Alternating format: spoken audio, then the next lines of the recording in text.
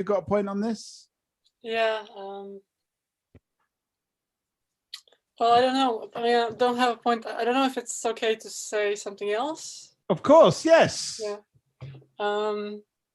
Yeah, well, in regards to the future, I mean, I don't really sort of, you know, we constantly live in the future in that sense. It's just the future is always beginning. I think. Yeah. But, you know, it's like if we talk, for example, just going to quickly bring the point, for example, children don't have a concept of time. Apparently, like up to the age of 5 or something, or 3, up to the age of 5, I think I've heard. For example, my niece, like, you can't tell her like at like 2:42 this is gonna happen, or like at 3 p.m. this is gonna happen. They only understand kind of the like something happens, the one thing, and then second thing, and third thing. They only understand the order of things. They don't really think about time in that sense. So maybe sometimes it's also good to forget about those. Okay, so they don't have this concept of. I mean, well, that's not what I wanted to say. I just wanted to kind of. Okay, that wasn't your point. That was just. That wasn't my point. What they were saying. Okay. Okay, what is your point? Okay, so my point was, okay, I just wanted to, you know, at first I waved, and I wanted to say that today, it's just a potential topic. Today I was walking and I was listening to interview of this film critic, and he said, it's like a very well-known Russian film critic called Anton Dolin. He like, you know, he's in a jury in Cannes. He's quite really like well known, and he said that in his opinion, the three genius film directors living today are David Lynch, what's his name, Hayao Miyazaki, and this Danish director Lars von Trier. Trier, yeah, and Lars von Trier. Three guys.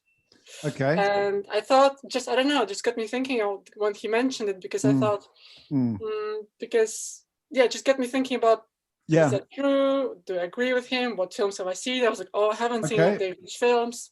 It's a good one. I don't know, maybe we could combine it by, is the future more guys being genius film directors? Is that the future? And are there going to be more geniuses? And like the concept of genius film director, what is it? Because it got me thinking, because the way this film critic was explaining the concept, how he sees genius, is something very interesting, because in his opinion, genius film directors, like basically the core idea is that it's got to be something that his work is going to be really simple and understandable to I can see how these two things can fit together, like, because we're talking about the future, but is it just going to be more genius film directors? Are we going to have a future dominated by genius? And what is it's genius? only 3 living today in this film critic's opinion. It's only 3. Well, obviously it's exaggerating, but not exaggerating. But it's also good to get the Russian perspective as well, which we've heard a little bit about here and there. But it's nice to hear from how other cultures see things as well. Well, it's not like just his cultures. It's this. Sorry to interrupt.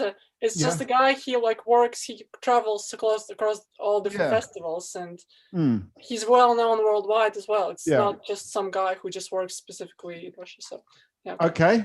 So there's a lot. Does anyone want to jump in this? I can see Margot, you've got your hand up, but I want to throw it open to maybe some of these new people, just to test the channels that haven't really said anything ever before, at least on the digital Talkaoke. Does anyone want to jump in and say something about this? Or it could be like, I don't like either of these.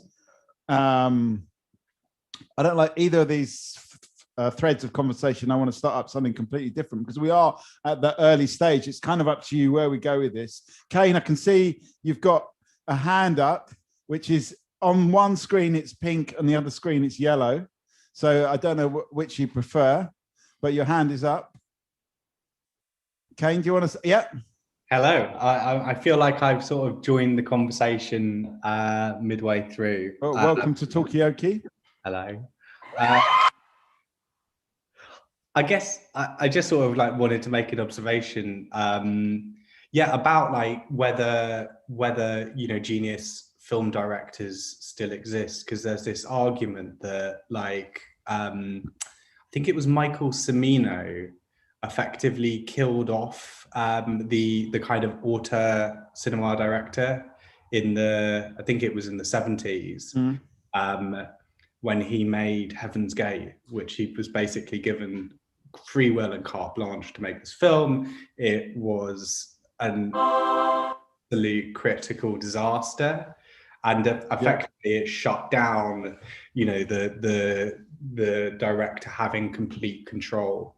But then what's quite interesting is how since Netflix, that sort of, I think it's possibly moved more over into TV than film, that actually, you know, that carte blanche has reappeared now, and the directors are allowed a lot more creative control through those mediums. Yeah. But then there's still kind of problems with things like Netflix and Amazon Prime, because they don't release any statistics about how many people actually watch the content. Like, it's still, there's a massive lack of transparency there.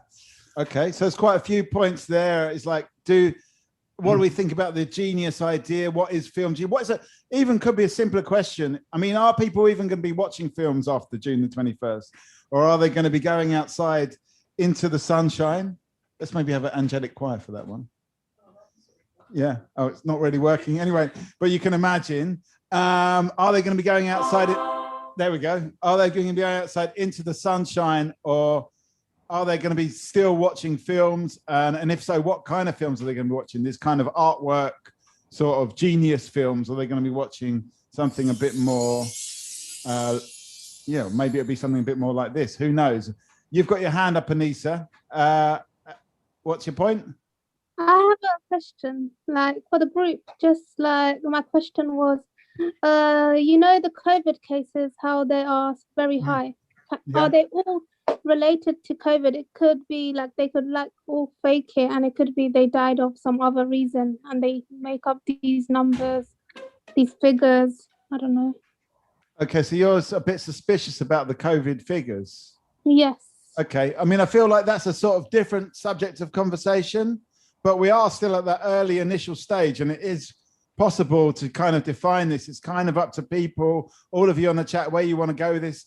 Mate, I'm not quite sure how we combine that suspicion about, maybe it could be the suspicion about the Netflix numbers and who's actually watching films compared to the suspicion about the COVID numbers.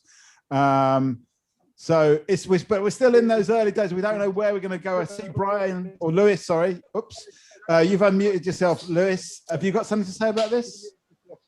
Yeah. Well, I think all it comes down to, we're talking about a lot of things here, Netflix and COVID and vaccines and things like that.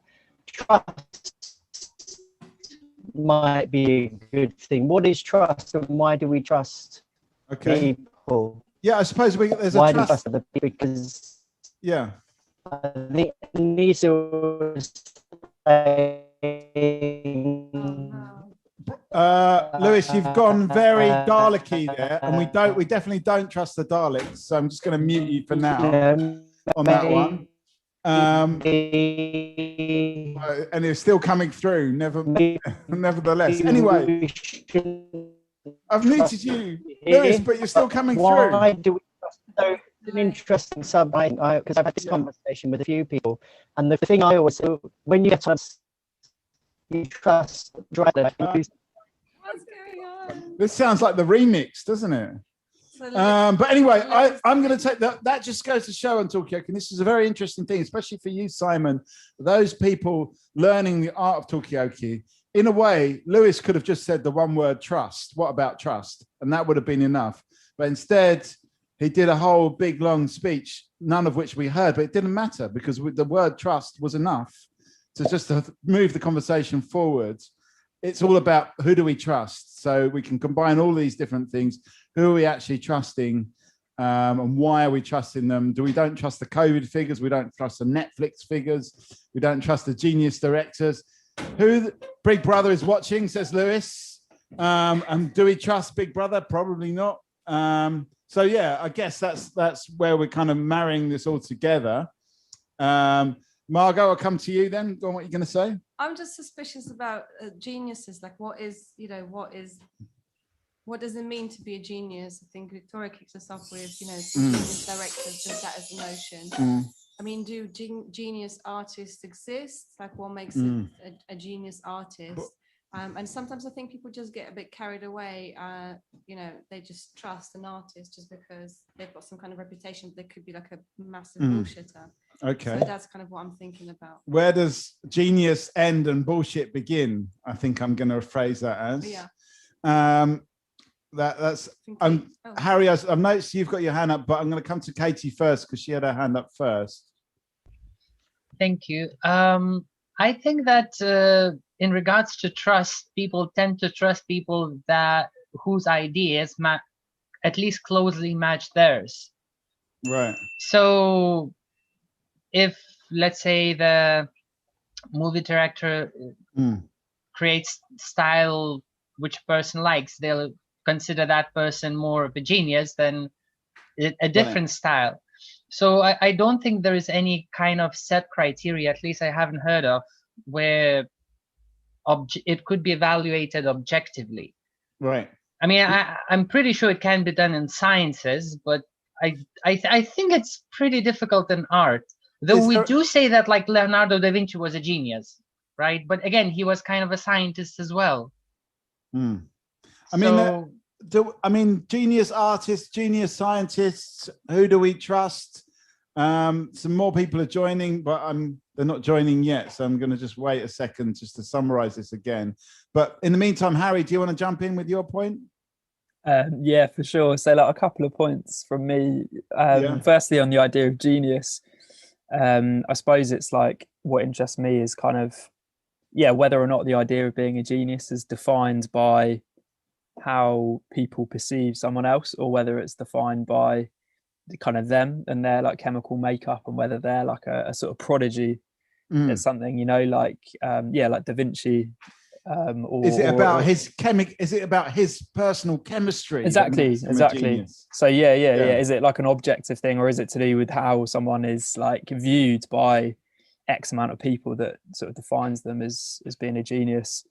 That's my kind of point on that. And then also like trust, I suppose I think COVID has really highlighted that theme of trust, and it seems to me that there's a lot of sort of mistrust or distrust in people, which is something that I wasn't really aware of, you know, before like the last year or so. But within the last year, I've suddenly realized that a lot of people are kind of scared of like authority and scared of people making decisions on their behalf, whether it's to do with vaccines or trusting statistics, or I mean, if we had like a genius scientist leading the whole thing, that was like a proper, like an auteur scientist, like the David Lynch of science, would we trust them more with these figures? Would we believe them more? Do we need that charismatic genius to kind of actually lead us through this, you know, this catastrophe?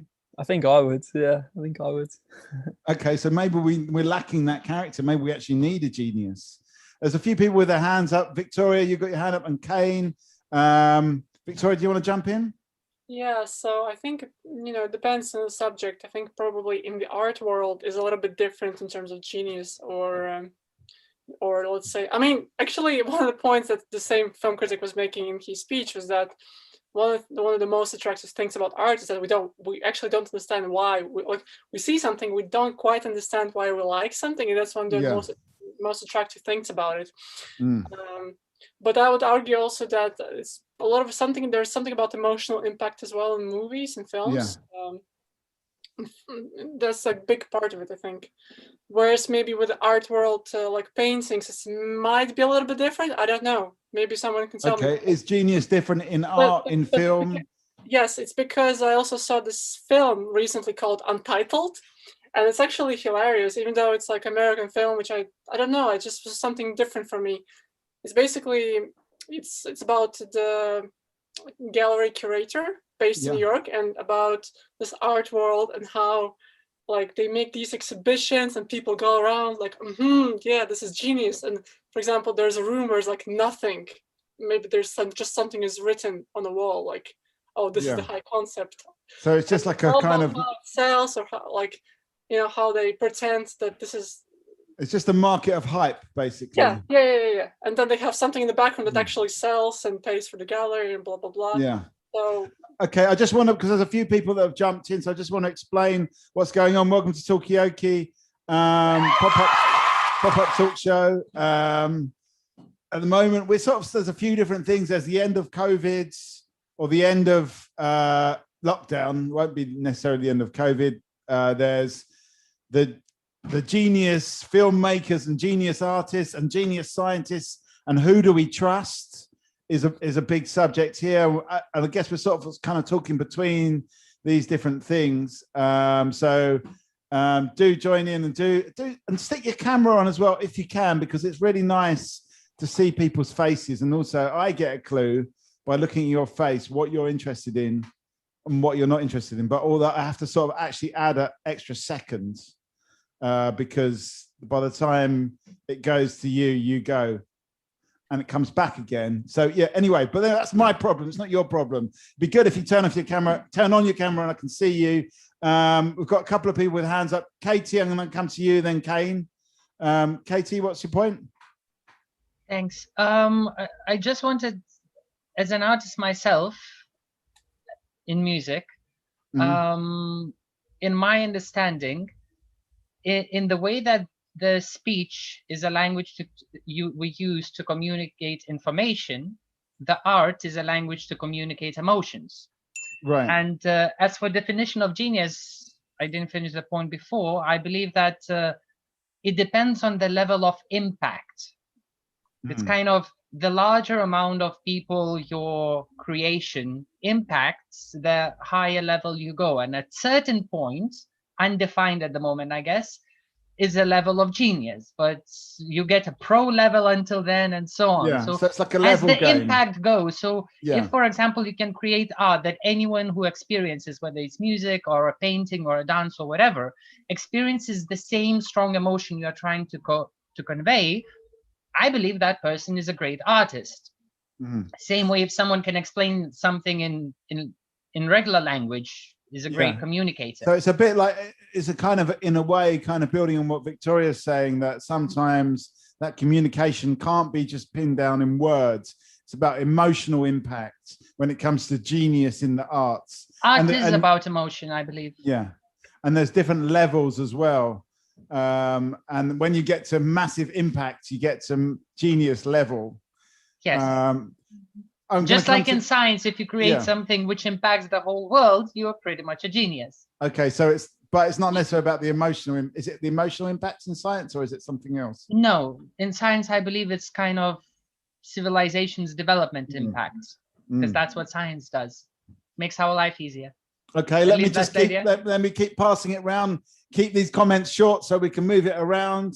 Like Lewis with just the trust, the one word trust was enough. Now she's not coming back. Kane, what's your point? Yeah, two really quick observations. Firstly, science is just basically is all based on untruth. The evolution of science is just proving that things that other scientists have proven aren't correct or not understood fully. And secondly, I guess it's kind of linked, is this idea of genius is often defined at the exclusion of other people. You think of the great romantic writers and the male writers, and genius is very much just defined in masculine terms, but people female writers writing under male aliases, or people like Dorothy Wordsworth, who contributed to Wordsworth's poetry, who are completely excluded. Right. So do you think the genius sort of coat fits better on a man? Is that what you're saying? I'm saying that it always excludes certain groups. Okay. Okay, good sound effect there, Natalie. Patrizia, welcome to Talkaoke.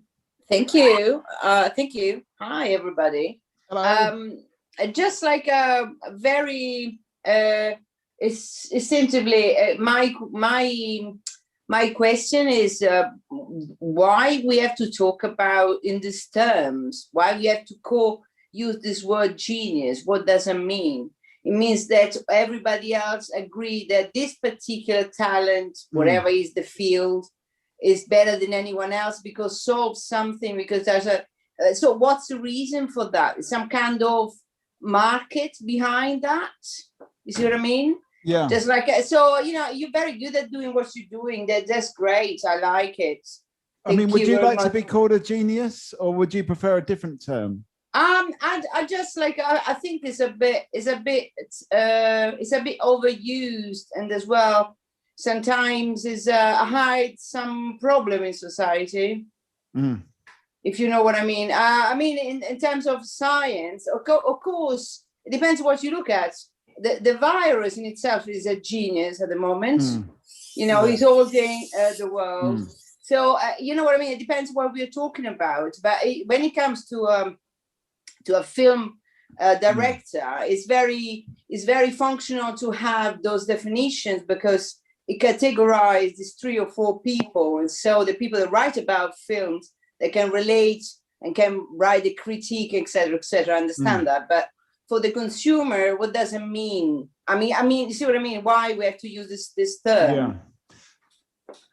Okay, so do we need, even Sorry. do we even need the term of genius? Should we? Is it kind of old hat? Should we be talking about things in different ways? Dele, I saw you had your hand raised, and David, I'm going to come to you as well, Victoria. Yes, I was just going to say that for me personally, yeah, what I create as a genius director is one who's got visionary power to see the world we're living in currently. I even take steps beyond that into the future. So when we do get to that point in the future, we can look back and say, oh, this director thought about this many years ago, and now we're living that life all over again, you know. So that's the power and the so it is of actually about the genius future and about the vision of the future. Yes, I do visionary power. Yeah. Interesting. Okay, some more people have joined us. We're talking about the concept of genius. Do we need it at all? Does it tend to be people with certain defined anatomical features that are called genius? Is it just hype? Is it just making life easy for the film critics?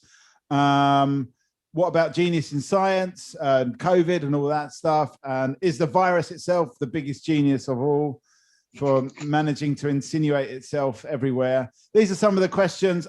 Victoria, I'm going to come to you, but I'm going to come to David first because he's not been on yet. So David, what's your point? You know, my point is just like, maybe it's just like the right person at the right time. And it's not one person on itself. It's like there is a whole team of people promoting it and basically making it like visible. Because basically you're an artist and basically you got your skills and you got your style and something like that. For this style to be judged and as a genius style, somebody else have to do it. So basically it's the whole dynamic of having like, the right person at the right time. Yeah. And basically with the right background and the right things and so like that. And with the need to sell or with the need to promote something. Well, that's quite interesting. So you can't really be a genius on your own without a team of people behind you. Yeah, it's the same with like virtuos, like kids at 5 years old who are basically just virtuos in music. They can improve as they get older, but basically somehow they just pick up on the kids thing because basically the exception is because a 5 years old can play violin better than anybody else. It makes it for a better meme, I suppose. Yeah, but basically somehow it's like it's the same as the promotion. So basically it will basically break down a little bit with the internet and basically with having less than the mass media. So basically when the Beatles came out, they were the only people who were doing this kind of promotions, and they were the only. In fact, they came around the time when the tape recorder came around. Yeah. So basically they were the vinyl, let's say the vinyl. And basically it's more like the industry of the vinyl who pushed them out rather than really being a genius. Somehow they had like this big machine. So it's actually the kind of media that you use can actually dictate. One big one as well is the Bible. Basically, the Bible would not have existed if the printing industry wasn't there. Okay, so in a way, film, as you said at the beginning, Victoria, film kind of is a sort of genius medium because it's kind of suitable for that whole structure, but maybe, you know, doing stuff on the internet isn't quite suitable for that genius structure. Victoria, let me come to you. Yeah, so I think, you know, maybe it depends on what we're talking about, but I think in film, I guess the idea, well, the idea that my understanding of genius is an artist that is universally acclaimed in some ways. That's, for example. Have you got a favorite genius? Well, that's the thing. Why I got so touched by that interview is because they brought up Hayao Miyazaki. I'm saying it correctly, and there's the whole thing, like his films are suitable for so many different people, and for children, for adults, and there was also an example of music like Mozart you could play for like a child, or also using a commercial, and it's still it's still like you can hear you can still listen to it today, like after a few centuries and stuff like that. So maybe. Yeah, whether the films are going to age the same way as the music does, I don't know. But I guess, yes, it's more about the idea of a universally accepted artist. Will we still be watching these films in 200 years' time? But also, it doesn't have to be like, it's not like, it's also about the interpretation, the amount of interpretation, how many, people that interpret it differently. It doesn't have to be all the same meaning to one person. For example, with books, it can be a little bit different because, maybe book actually gets better with the age, comparison to film. Okay, we'll do different media age in different ways. That's another way of looking at it. I just want to welcome a few more people onto this. At the moment, we're talking about the nature of genius a little bit. We're talking about, do we really need genius? Is it all just a big marketing ploy? Do geniuses tend to be guys, and why? Margot, you had a point about 10 minutes ago, but I got overexcited and completely ignored you, so I apologize for that. But we've got so many people here on this conversations. A lot of them haven't said anything yet, so I would encourage people like you, Margot. You haven't said anything yet. One thing. You have said one thing. Yeah, but you blocked that out of your mind. I've forgotten about it. Yeah, it's gone. But yeah, where are we going to go with this? Where are we going to go with this? Are we stuck on genius now for the whole 2.5 hours? Even though Patricia says we don't need it, we just seem to be stuck on it. Maybe because we haven't got a different definition or a different understanding of creativity apart from genius. Margot. One part of it, like it doesn't mean other definitions don't exist. Apropos of different definitions, I was learning something today about. Remember when I was younger, I was saying like, oh, I don't believe in God or whatever. But what I hadn't realized is that the definition of God is very, very broad, and it really does depend on the viewpoint. And that really that just like kick in the brain when I realized that. And I realized that fairly recently. Sorry if everybody knew that already. But just like how you define God, it can actually mean whether you believe in it or not. It's him, her. So you were originally saying you don't believe in God because I thought it was this patriarchal, this dude up in the sky that tells you, that I'm simplifying it, but but you're happy to believe in a different type of God. I'm still considering it, but it's okay, just that as a kind of like shifting of perspectives was that very, something that I so fundamentally thought I've got such a strong opinion about. So maybe we do need geniuses to kind of say, hey, have you considered this? That's why I thought Dele's point was really good. Genius is kind of the person who with vision. Yeah. Okay. Sorry. Does Karl Marx was a genius? Yeah, Karl Marx. Do you regard Karl Marx as a genius? I don't know. I recognize him as the father of anarchy or something. So he was a very educated man. I don't know about genius. It did well at getting money out of Engels, but anyway, that's another story. We can go down the Marx thing, Karl Marx. But Katie, I saw you had your hand up. Is it still relevant? Has it gone off topic? Doesn't matter. Come on, what are you going to say? No, I was just listening to Margot, and I realized that I went the full circle. I believed in God, then I didn't believe in God, and then I dug into science far enough where there was literally no other way. Okay, it was either that or that, like literally no other option. Then I hit a lot of philosophy to figure it out, and exactly, it depends on the definition. Yeah. And many people don't realize they first create definition and they say, yes, that's true. Whereas we should first figure out what we're looking for. It's kind of that way. Whether like the God is there or not is kind of a wrong question. What is the right question? What is God? Okay. I see. Okay, so we get, by the way, we are doing a spirituality podcast sometime soon. The date will come to us. It'll be announced. Oh no, I thought we were going to do the Choir of Angels one there. Oh, it's not working. Anyway, there we go. The date will come to us, but at some point we're going to do a spirituality podcast, which you're all invited to. We don't know what it means. In a way, it's kind of on your point, Katie, that we're kind of asking these questions, broader questions. But anyway, that's another story for another day. I'm booking for a spot on that podcast, please. Yeah. Okay. Well, don't worry. You'll get the email when we get the date. We're just waiting for the inspiration for the illumination of that. Where do we want to go with this conversation? Do we want to talk about creativity? Do we want to talk about Karl Marx? Do we want to talk about other geniuses? Do we want to just throw the genius thing out the window? I know Patricia does, but you're not getting much traction on that, to be honest.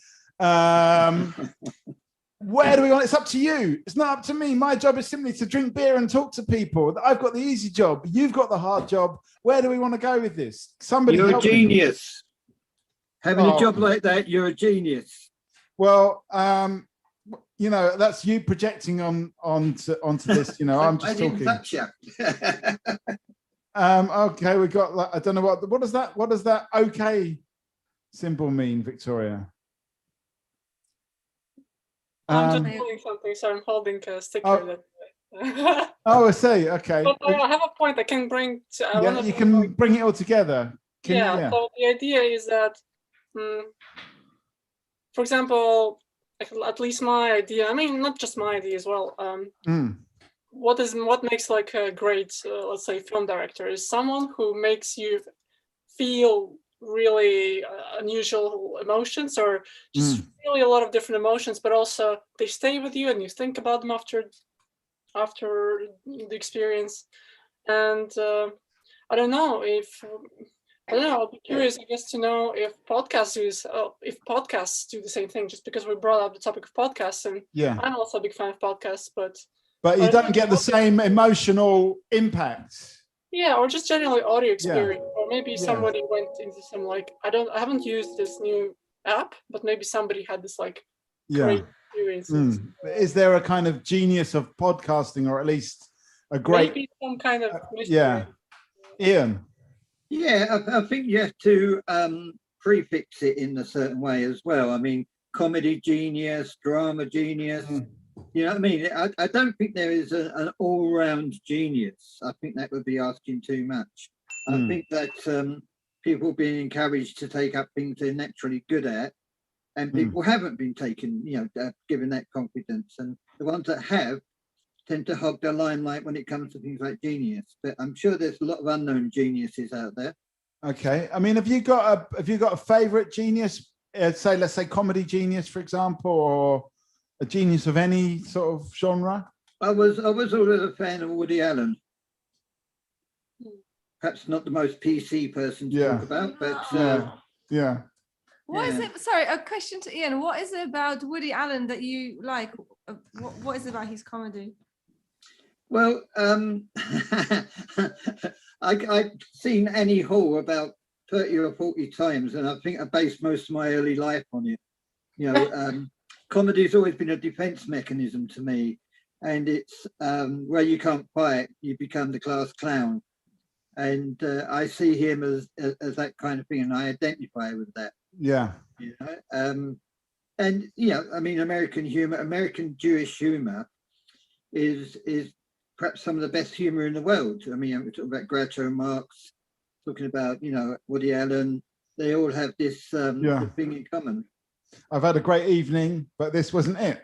Yeah, exactly. I love him like a brother, only somebody else's. Okay. Anyway, so I guess we're talking about where do we want to go with this? Any reaction to the Woody Allen thing? Not the most PC, but still a genius? How does that fit together? Do we want to go that way? Or do we want to go to the nature of? Who was that? Was that here? Someone from some? That's Elam. That's Elam. Elam's. Yeah. Yeah, I saw Woody Allen trending again the other day, but I think he does trend once every couple of months, on Twitter. Do you trust those figures? You know what? I mean, yeah, there's some issues there, but like somebody said in the chat, can you separate the art from the artist? And I think, maybe we have come to a point where we do need to do that, because the reality is everyone who we really love, if we were to really know about them and know about their history and stuff, you wouldn't, you'd probably be upset, like the guy from the Rolling Stones who had his documentary banned from the, I forgot what the name of the film festival is, but he had a relationship with a 13-year-old. So right, yeah. I'm sure there's a lot of Rolling Stones fans. Like, you got to stop listening to the Rolling Stones. So I think you got to separate the art from the artist sometimes. But on the point of podcasts, I think maybe podcasts, they sort of serve a different purpose. I know Victoria was talking about, podcasts and films and stuff, but I don't know. Sometimes a lot of podcasts. There was one I was listening to recently, and it really stuck with me. So. Yeah. Okay, so podcasts are maybe doing something different, but in a way you're answering all the different threads. So we've got different threads happening at the same time. We've got the whole Woody Allen thing, and then we're talking about the guy from the Rolling Stones, other dodgy characters. Are a lot of geniuses slightly dodgy characters as well? So there's that side of it. Can you separate the art? You've given us a few different pointers about where to go. Natalie, you got your hand up, and well done on the sound effects. Maybe I can punctuate your thing. And we've got Lewis, you got your hand up as well, but I'm gonna go to Natalie first. Go on, Natalie. You got your mic there. That should work as long as I've got the right one turned up. Go on, say something. Hello. Oh, have you got your computer? Have you got your sound on there? Turn your sound off. Or just put that. Yeah, go on. Going off of what Ellen said, I think sometimes it's okay to separate the art from the artist. I think there are some things which are inexcusable, which we can probably imagine what those are, but I think they're all problematic slightly. Yeah, but I mean, how problematic can we get? And still have our films watched or our songs listened to? How problematic can we become? I suppose it's about harm. To what extent you're harming people. Some people have opinions and they're not harmful. They're just maybe questionable. Sorry to be vague. I can't really give any examples, but I think we should separate the art. You think we should separate? To an extent. Okay. Okay, I'm going to come to Lewis. Hopefully you've got a better connection.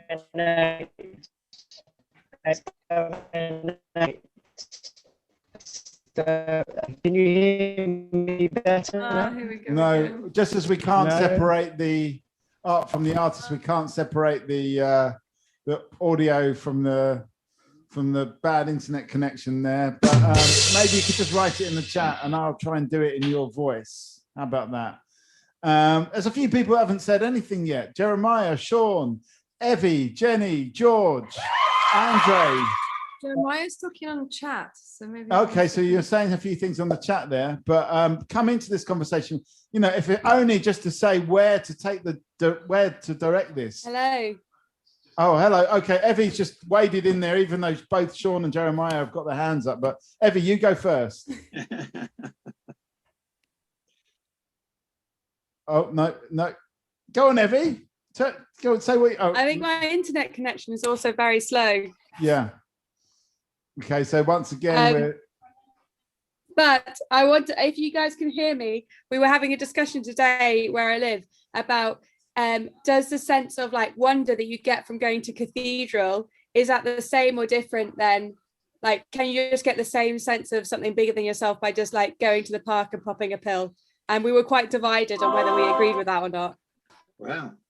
Right, so that sense of awe and wonder, cathedral-like sense of divinity, can you get that from going to the park? Any particular type of pill? An aspirin you're talking about? We don't know. She's gone now, internet connection. So I think that kind of marries up a few different themes at the same time. Something stronger. Something stronger than an asprin. Okay, we'll leave it at that for now. Paracetamol. A paracetamol, yeah. No. Ibuprofen. Anyway, well, obviously that's a gateway drug. But where are we going to go with this? Sean, do you want to say your piece? Well, I was going to say something about genius, actually. Yeah. I was going to say that from my perspective, it's quite loaded to be speaking about genius because it's too caught up with privilege and oppression. Right. So that there are people who actually, we have this idea that genius is someone who's born a genius, that they have natural skills. And maybe it is true that people have a certain predilection towards certain things. But of course, at the same time, just as I think David was saying, the conditions, the environmental conditions, like the opportunity, the finances, basically, and the support all have to be there in order for that talent to be nurtured. And I think that historically, if you were to look at most people who are celebrated as genius, they are really people who have come from privilege. And I think therefore the nature of genius really says more about the structure of our society than it does about those individuals. So you need to be born a genius, but the most important thing is being born into a wealthy family. Well, I mean, I'd even go as far as saying I'm not too sure if genius even exists necessarily. You know, it's more just having access to all the resources. Yeah, if you think about how in Buddhism, for example, it's believed that everybody has Buddha nature. It's just a question of whether they realize it or not. And I think that, you know, in a very unfair society, it could equally be true that everybody has something to give. Does that mean we're all geniuses? Potentially, yeah. Oh, right. I, in a way, I kind of prefer this kind of universal genius to just no one being a genius. But that's a really good point. I'm going to come to Jeremiah. Welcome to Talkaoke. Hey, hello. Can you hear me okay? Yes. So audio working right?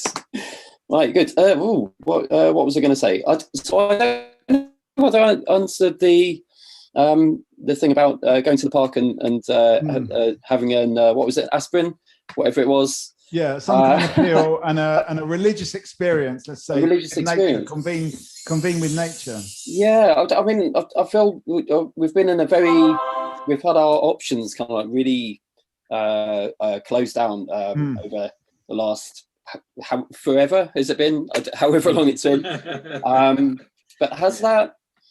I don't know. Has that made the kind of small pleasures in life, like going for a walk in the park or incredible sunset this evening? Has that heightened those kinds of experiences?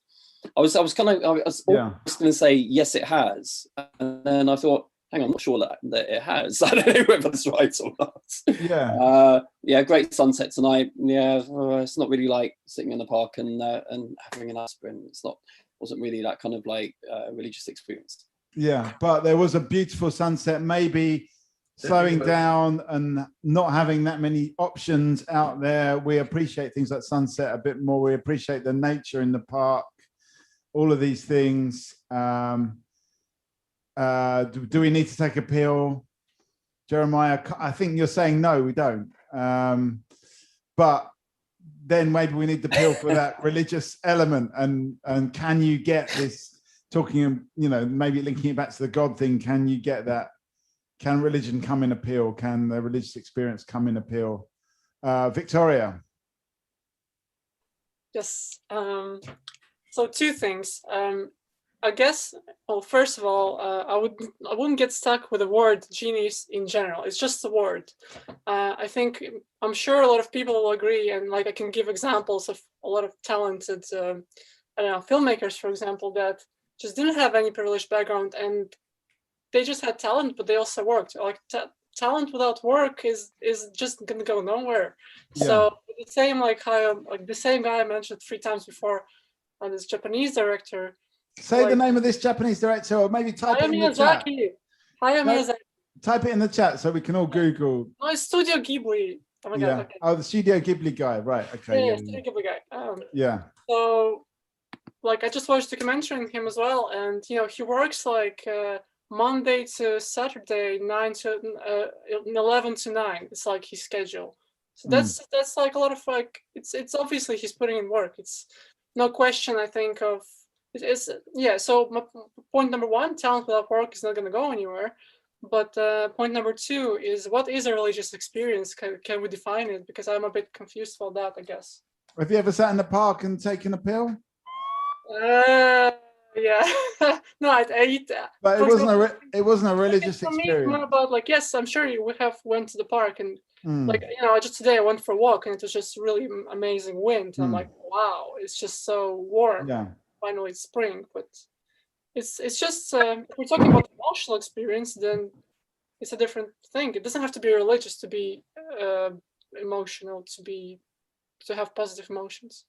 Okay, let me come to Anissa. You've got your hand up there. Talking about like religious, going back to that topic, like for example, for me, for instance, I'm not religious, like, so I'm Muslim, but I don't pray. So I just don't eat meat or pork. So I just follow. So I don't have to wear a headscarf. I have a choice, and I don't pray. I'm being honest. I mean, for you, what is a religious experience? Like for experience. Can you come back to me? I'll come back to you on that one, but I'm going to go to Patricia in the meantime.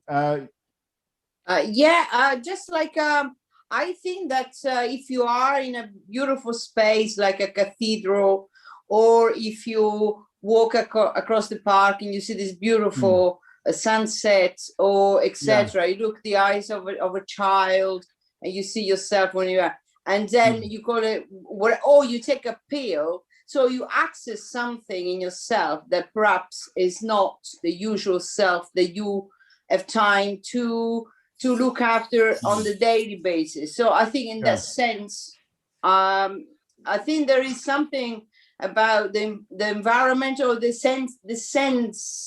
senses that we live in a space, or you get so it's like a connection with your space kind of thing. Yeah, but is it just like it could be a piece of music, it could be so many things. So the point is that something sparks some aspect in yourself that transcend the everyday, the heavy feet and cellulite, if you know what I mean.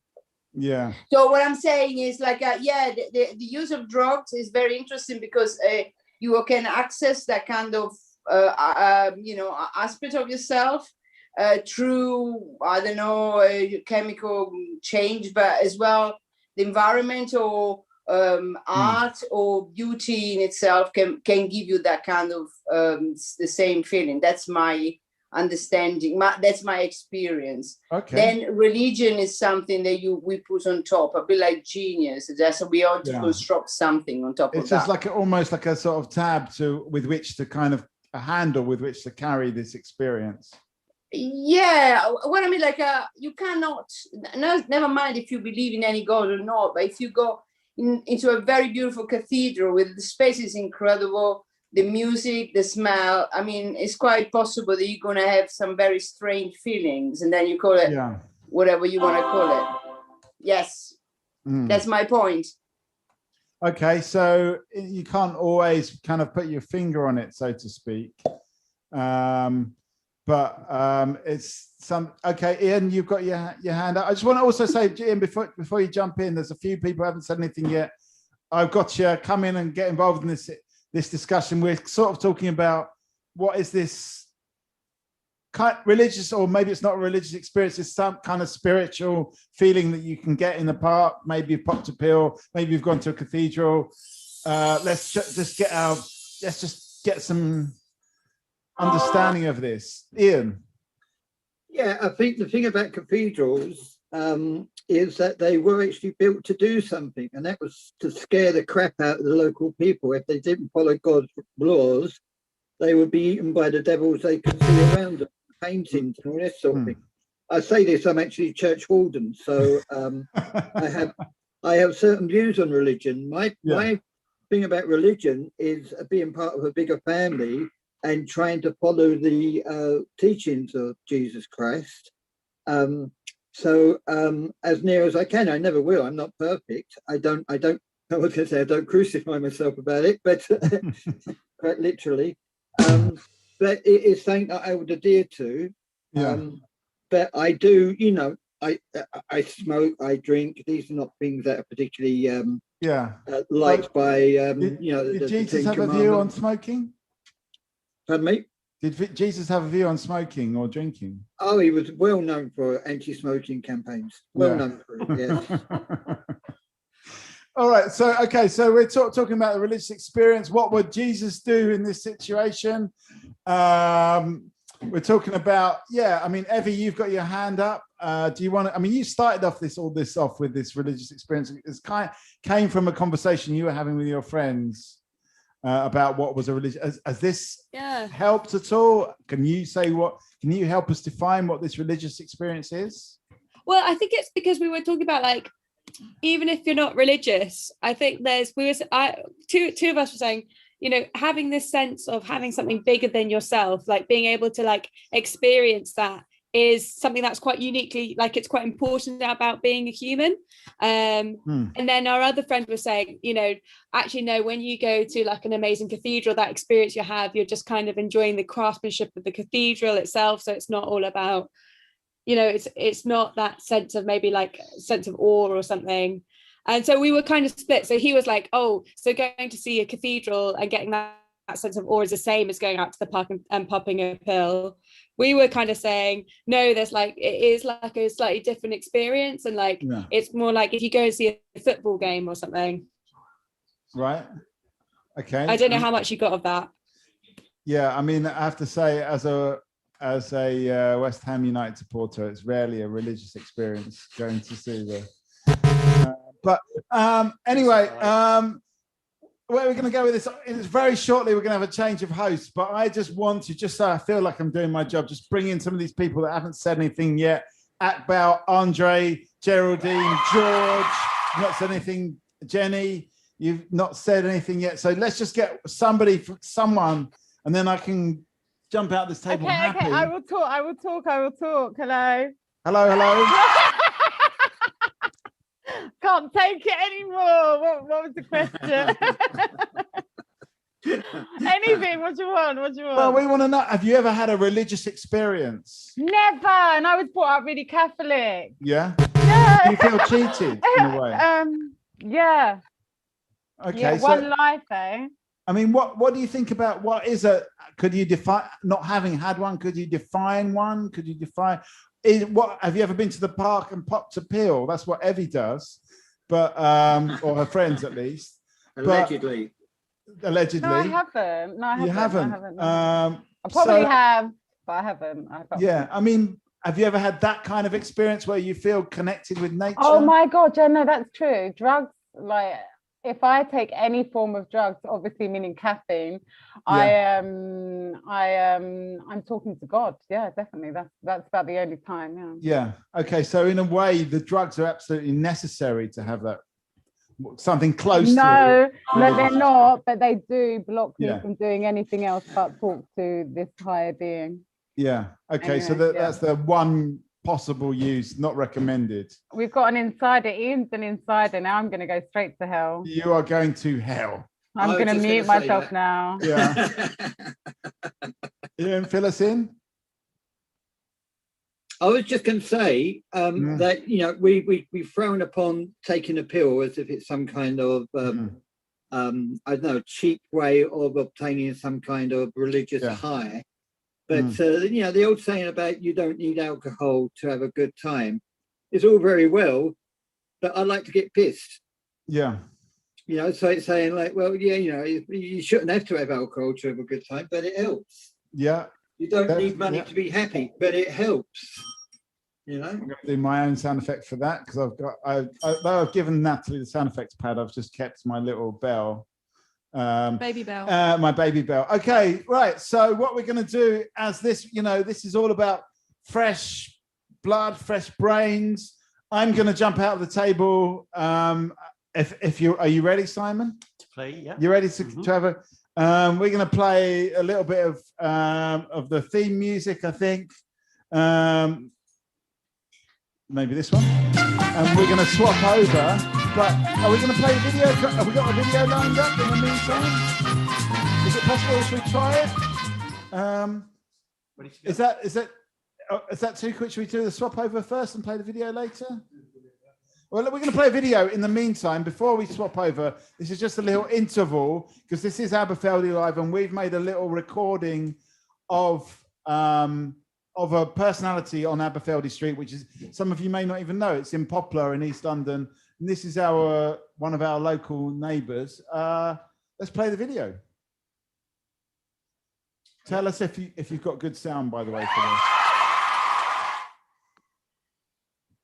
It's playing.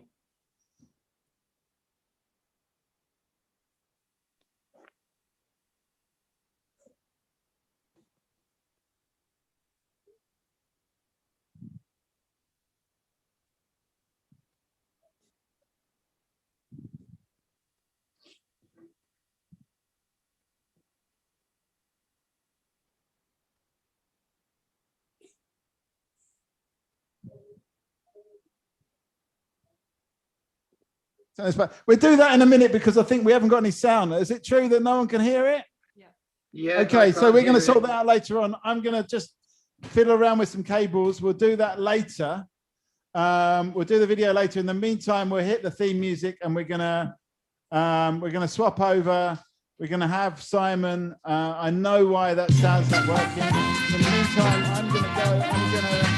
I didn't think about this at all, and I've got another 10 seconds, Simon, for that. My potentially open germ. Jump in or climb in or whatever.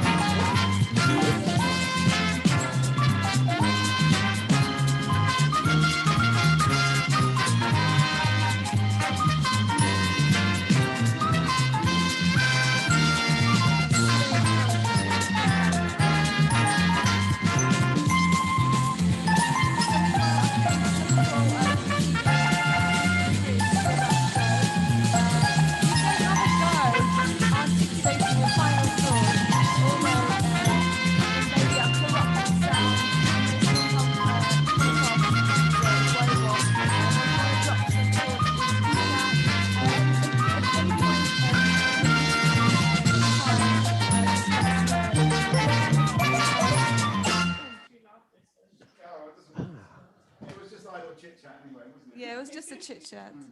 Idle chit chat. That's what we specialize in. Hello, good evening, good evening. Give me a little wave if you can hear me.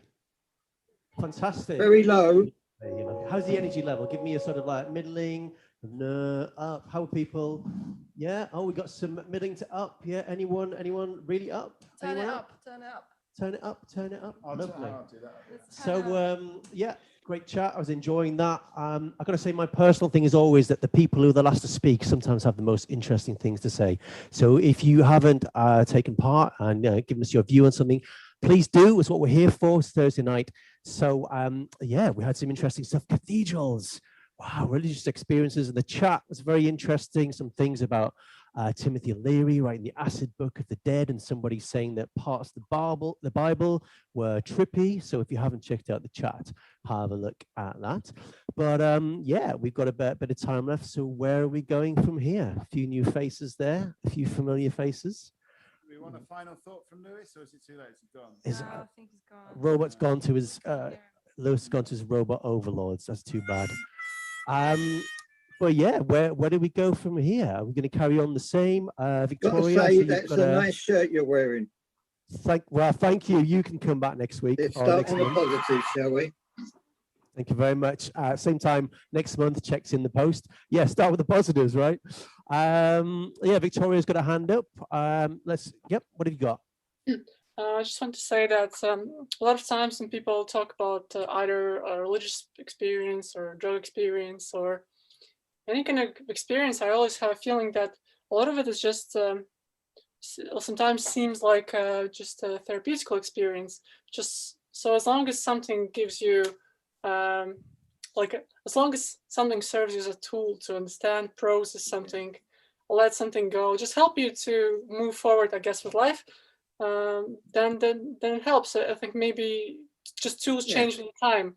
Now maybe therapy is a bit more common, or not. I don't know. Great. So Like, a therapeutic experience. Be different. Right. Okay. So religious experience / therapeutic, maybe even the same thing. Anybody had one of those, Margot? I feel like these days, if you're not having therapy, there's something wrong with you. You kind of have to. That's it. That's my thought. If you're not having therapy, why not? You should get on it immediately. I think it's a good idea. So something's wrong with me. Kate's not getting therapy. Well, it's never too late. I mean, some of them are maybe open late on a Thursday night. Yeah, talking to God, therapy, Talkaoke. Maybe is this a religious experience for you? Are you undergoing transformation as we speak? I was going to say. Oh yeah, this is Elam. Yeah, this is Elam. Hello, Elam. Always a pleasure. What do you got for us? Oh no, I was going to say, just going back to what Evie was saying earlier about a religious experience, just being something, appreciating something bigger than yourself. And yeah, I honestly think sometimes when you think about like nature, and you practice a bit of gratitude and stuff like that, you can really start to, really appreciate the world, and it can help to really put things into perspective. And I suppose what the great thing about religion is that it helps give you perspective on the world, and I guess that's what a lot of spiritual practices are about as well. So yeah, that's kind of what I've been doing. It does help a lot, actually, appreciating the bigger, this world and all of its greatness. Fantastic. So maybe Elam, you saw the sunset tonight, and maybe you had an experience then. Has that inspired you? I took a photo of the sunset, and I was like, you know what? I need to actually like sit and really take in the sunset a bit more, rather than just like looking at it and being like, oh, that's nice. But then again, is that a problem to feel like I'm not, appreciating the sunset enough? Is that like, maybe I should just, it's nice, just appreciate it, but I don't have to make it into this big thing. I don't know. But it was lovely. It was very colorful.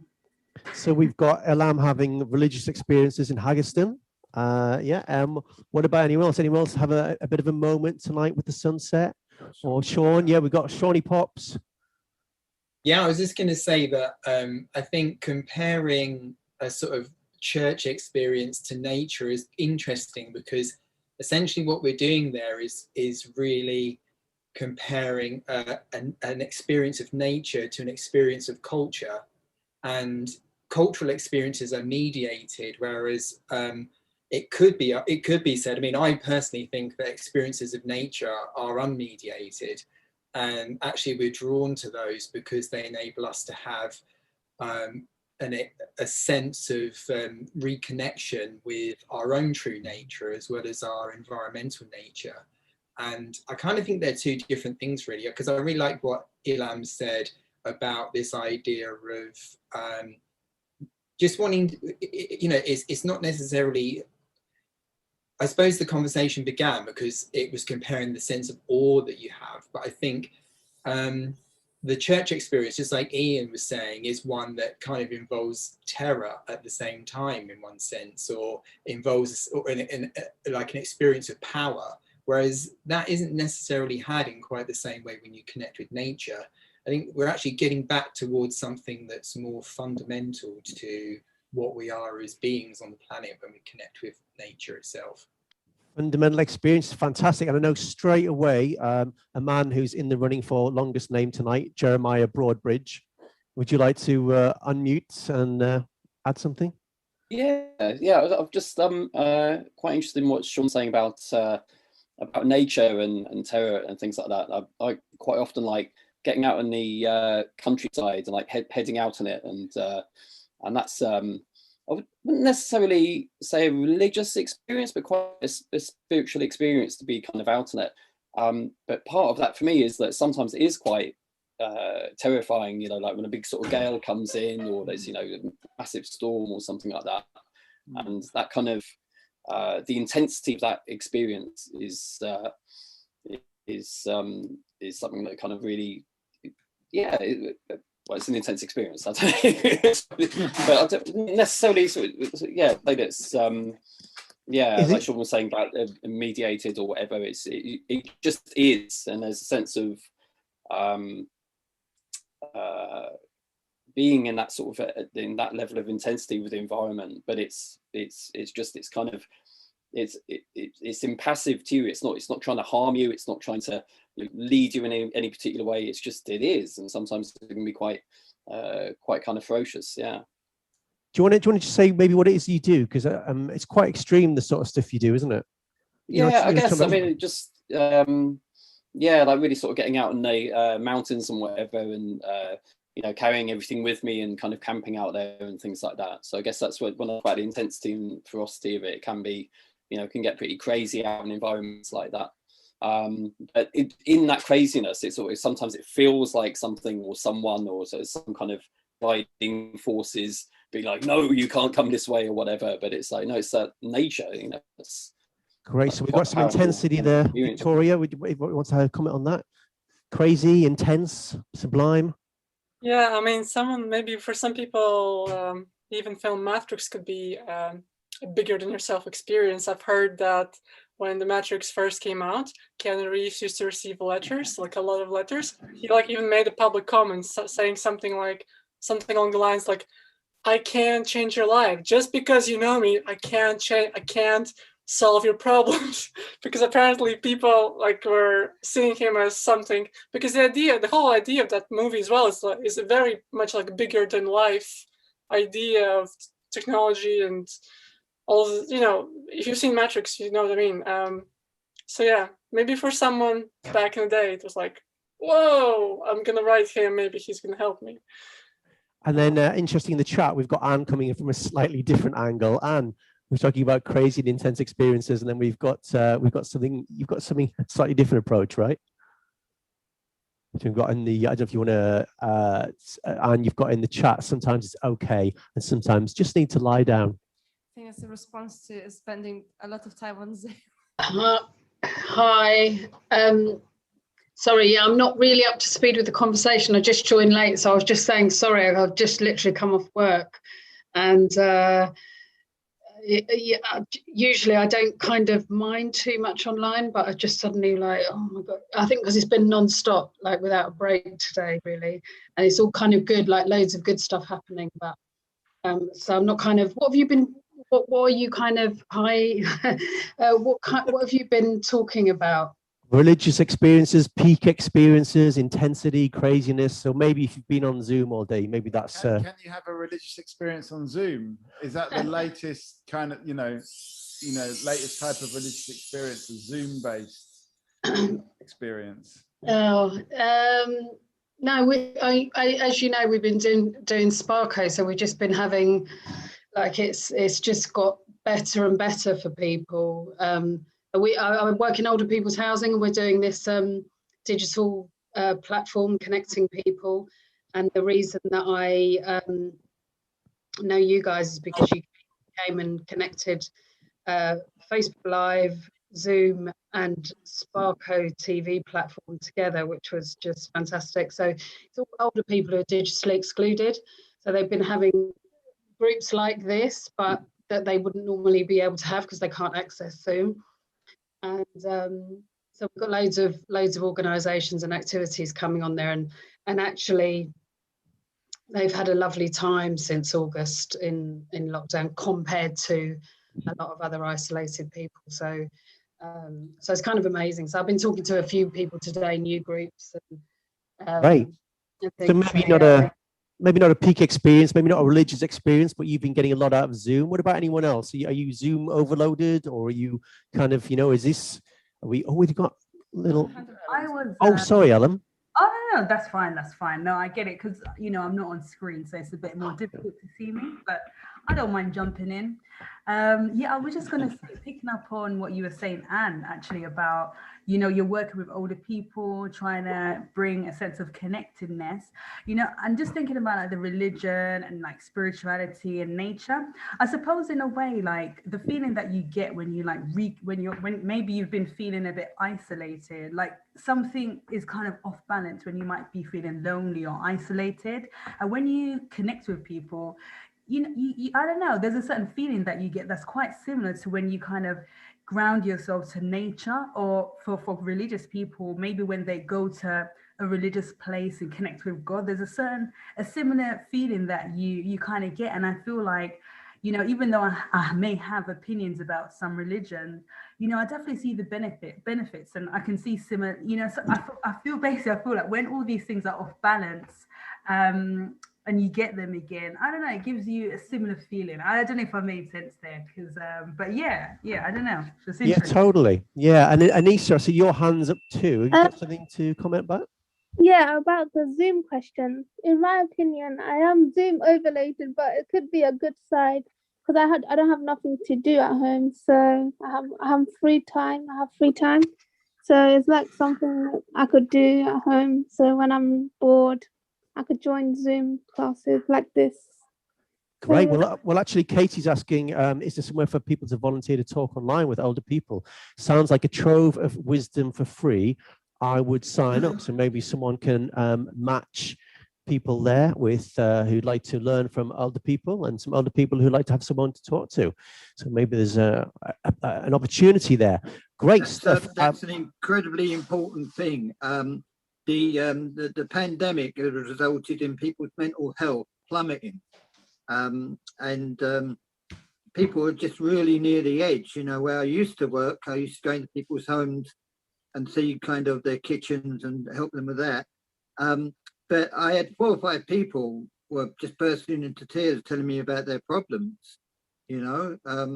So yeah, I'm part of a men's group, and that is it's a kind of euphemism, really. It's not really a men's group, it's open to most people, but and a gardening club, which is really just a forum to talk now, keep in touch with people that we know. And I met so many people that I wouldn't even know now, and I regard them as very close friends.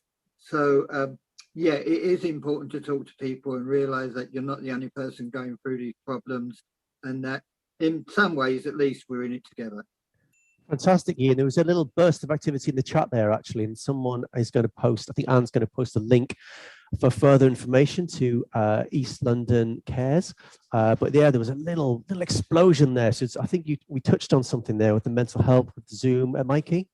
No, I mean, I just totally want to concur with what Ian's saying, and I just think it's so hard now. I mean, as Anne was saying as well, that the people that are connected or have got access to technology are the lucky ones, and it's a huge, you know, it's a enormous issue. That's all I can say. You know, talking to young people, to older people, everyone's been knocked aside.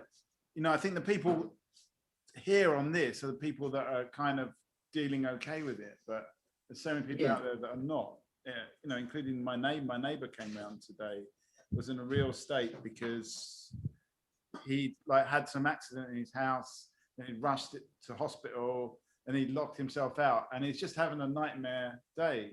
Do you know what I mean? And like, these things happen, but COVID on top of all of that, it's just like mental health. Are we the lucky ones? Are we dealing with it okay?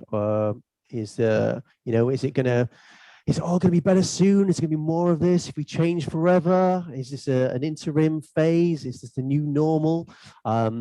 What we've got, Anissa's just popped me off to take a phone call. She's going to be back with us shortly. But what do we think? A lovely comment from Jeremiah Broadbridge. Oh, so nice to be in a club and have that connection. Yeah, sharing these things. All sorts of things come out in Talkaoke. Kane, you've got something to say. Yeah, I mean, I don't think any of us are doing okay. I kind of want to counter that. I think, like, you know, particularly with the people I speak to in the cultural sector, like, yeah, people were doing okay-ish at the beginning, but it feels like, you know, like particularly the second lockdown or third lockdown, it's just got a lot harder. And I think there is like, it's that sort of like kind of comes back to the thing we're talking about like transparency and openness, and just like things like, you know, this idea of manning up. And I don't know, like, are we just not good about talking about it and maybe acknowledging that lots of us aren't, like, even if we appear so and we interact through things like this? Yeah, what do people think? We need to be more open and share. Victoria, yeah? Yeah, I think, of course, it's important to acknowledge emotions, an emotional state that you're in, but also as they, like, for example, if you're trying to support a friend that is experiencing negative, like strong negative emotions, it's ultimately also important to not just to act and be calm yourself, and also move, like, show him that, kind of help him to move forward, basically. So it's not like all of us or everyone just sitting and like, oh no, I'm feeling so bad, let's all feel so bad together. It's more about, I think, like, yeah, just having that individual maybe experience, yeah. And when someone is like acknowledging someone's feelings, but also not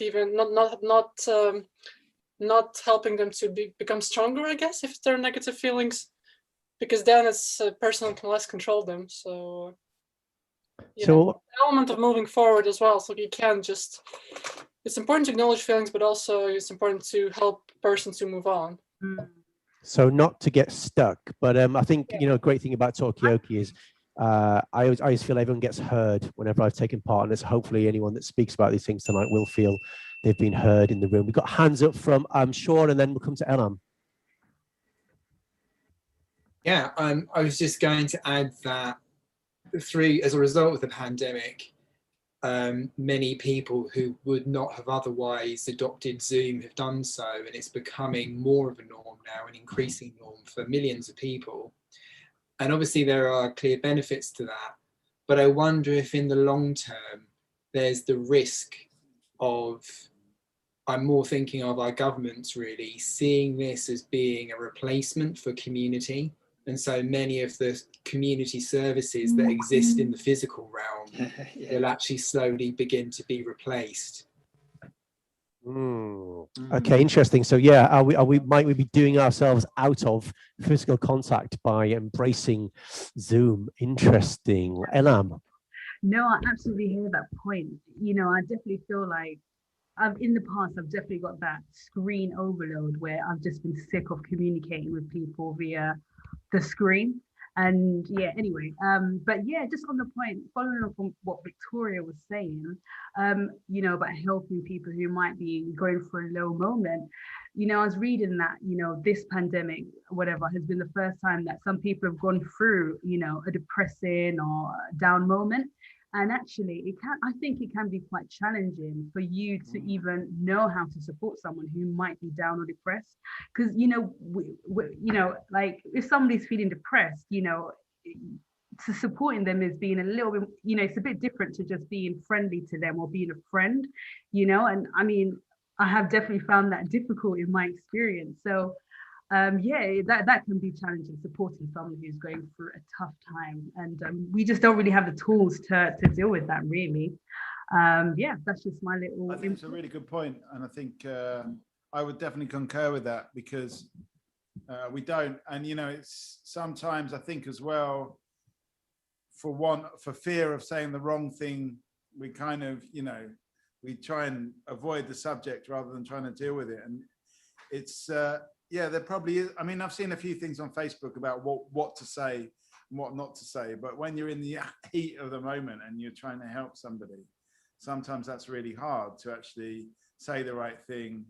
I think, yeah, as Simon, you were saying, sometimes just listening and being, showing that you're listening, I think is half of the journey. Anyone else got any experience of that? Just got any sort of, you know, without going too heavy or people tend to solve their own problems if you give them the opportunity to talk about it. I'll give you an example. I used to do something called Nightline when I was at university, and that was a place for students to go if they felt pressure and that. And one of the tricks we used to use was we used to read tarot cards. And what people would do is that they would impose their own reality onto the cards. And so come to terms with the problems they're facing, and they, oh, that must be so and so, so that must be, and they actually talk about it to themselves almost. And in the end, they come up with their own advice, because people very rarely take advice. Cunning, very, very cunning, Ian. The old Trojan horse, eh? Fantastic. Absolutely. So a little bit of the occult to help people solve their own problems. Former Fantastic. church warden, yeah, that's really. Well, I mean, you know, from my belief, in a way, I think we've got, you know, going back to Margot's idea of what God is, I don't completely subscribe to that, but this idea that we've got all of these things within ourselves and we're part of nature and we're part of the solution. I think Sean kind of was going on that tack as well, that we've got these things without this ability to solve our problems within ourselves. It's just about activating the right things.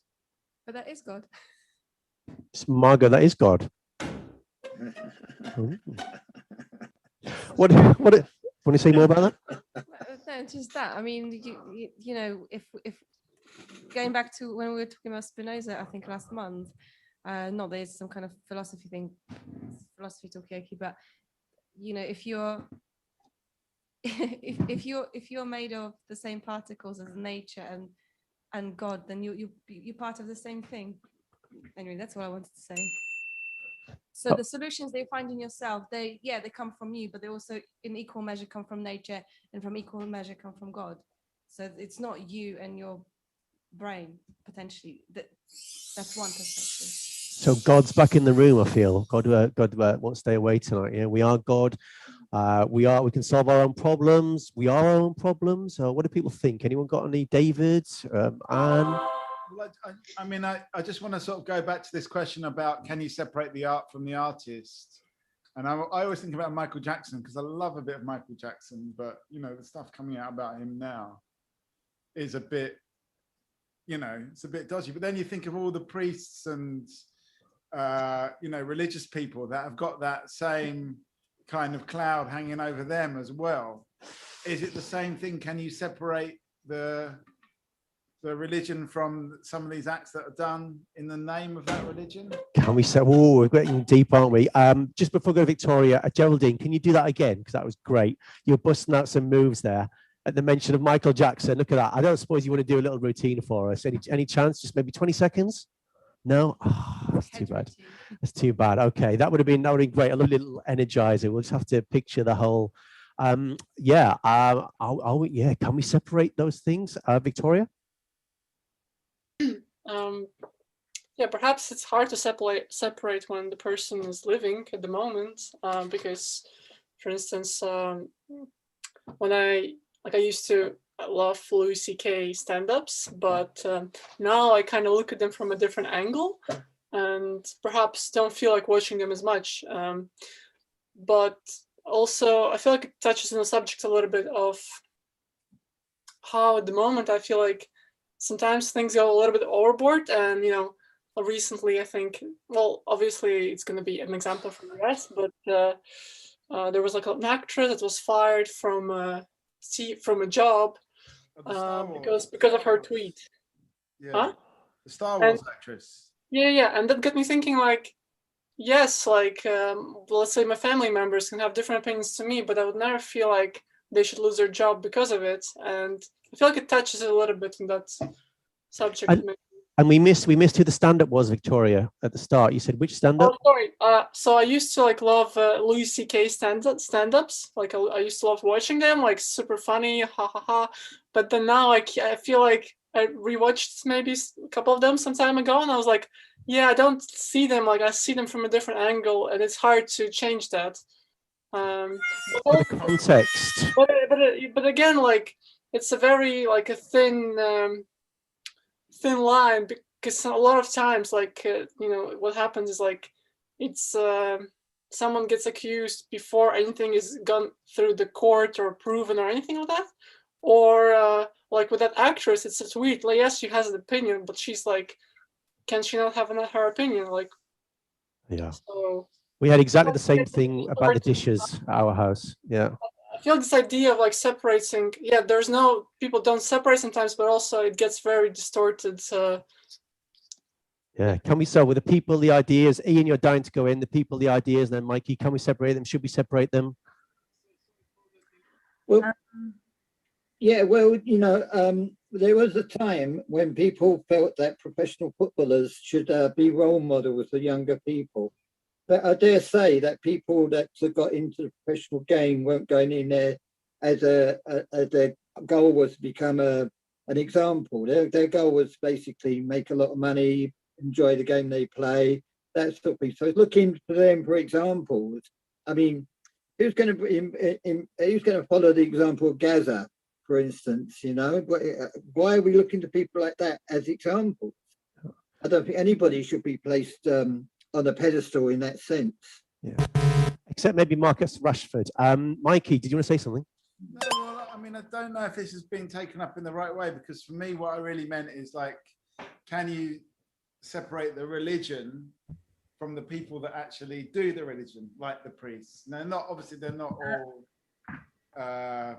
you know, they're not all paedophiles or perverts, but Disclaimer there. Thanks for putting that in. They've got certain values that go with the religion, and you know, we're talking about this idea of God and spirituality. Can that ever be separated from this institution, like the cathedral, like the priests? Natalie, Jenny, Boris, I don't know if you guys got anything to say. I know, I think Katie was straight in there. Kane's got his hand up as well, but I think Katie was first. Thanks. I think the whole concept, Mikey, is to separate religion and spirituality in the first place. Because at the moment, one of them is a big mess, in my opinion, at least. And because I'm pretty sure, like, you have a ton of religions. You have many main ones, and then you have these kind of cults and so on.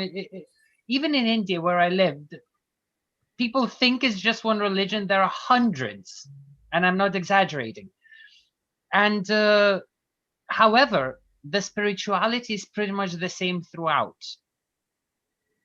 So I think that once we separate those two, it will be easier to separate people from the ideas and so on. Okay, great stuff. Thanks for that. And Kane? I was going to go back and talk about Netflix, like kind of not about religion.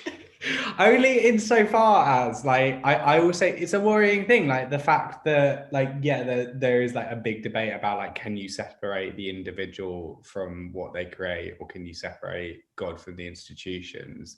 But I also think there's like this worrying trend where, like, as we increasingly receive our entertainment and culture through digital platforms, like, they will take offline, like, offending content, like all of Louis C.K.'s work, episodes of Seinfeld that may have stuff that is considered racist or misogynistic. And I guess, is that problematic when an entire record of something is sort of destroyed effectively?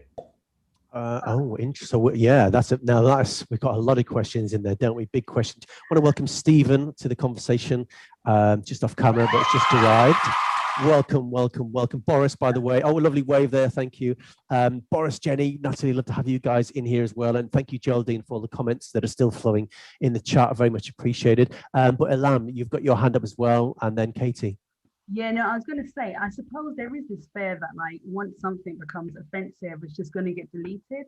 But then, you know, I think oftentimes what happens, it gets archived, you know, like, nothing is ever really destroyed. I mean, when you look at a lot of the racist comedies from back in the day, I mean, they still exist. You can still find them in the BBC archives. So, do you know what I mean? I think, I don't know.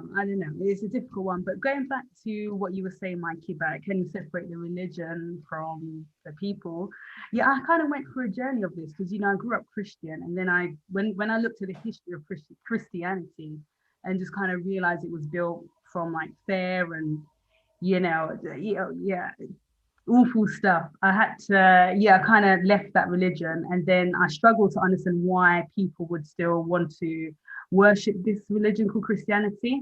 But then now I just kind of realized, well, what the religion is today for people represents something different to how it started. I mean, I will never be a Christian again. It just goes against my morals.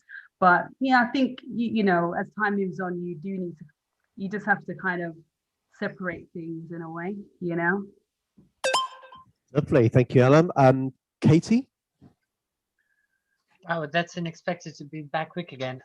In regards to preserving or deleting the old work, which is misogynistic or whatever, I like how they solve this problem with a lot of old, even cartoons, where they show a warning that ideas are from an older time, but in a way it becomes kind of a history lesson for the future generations.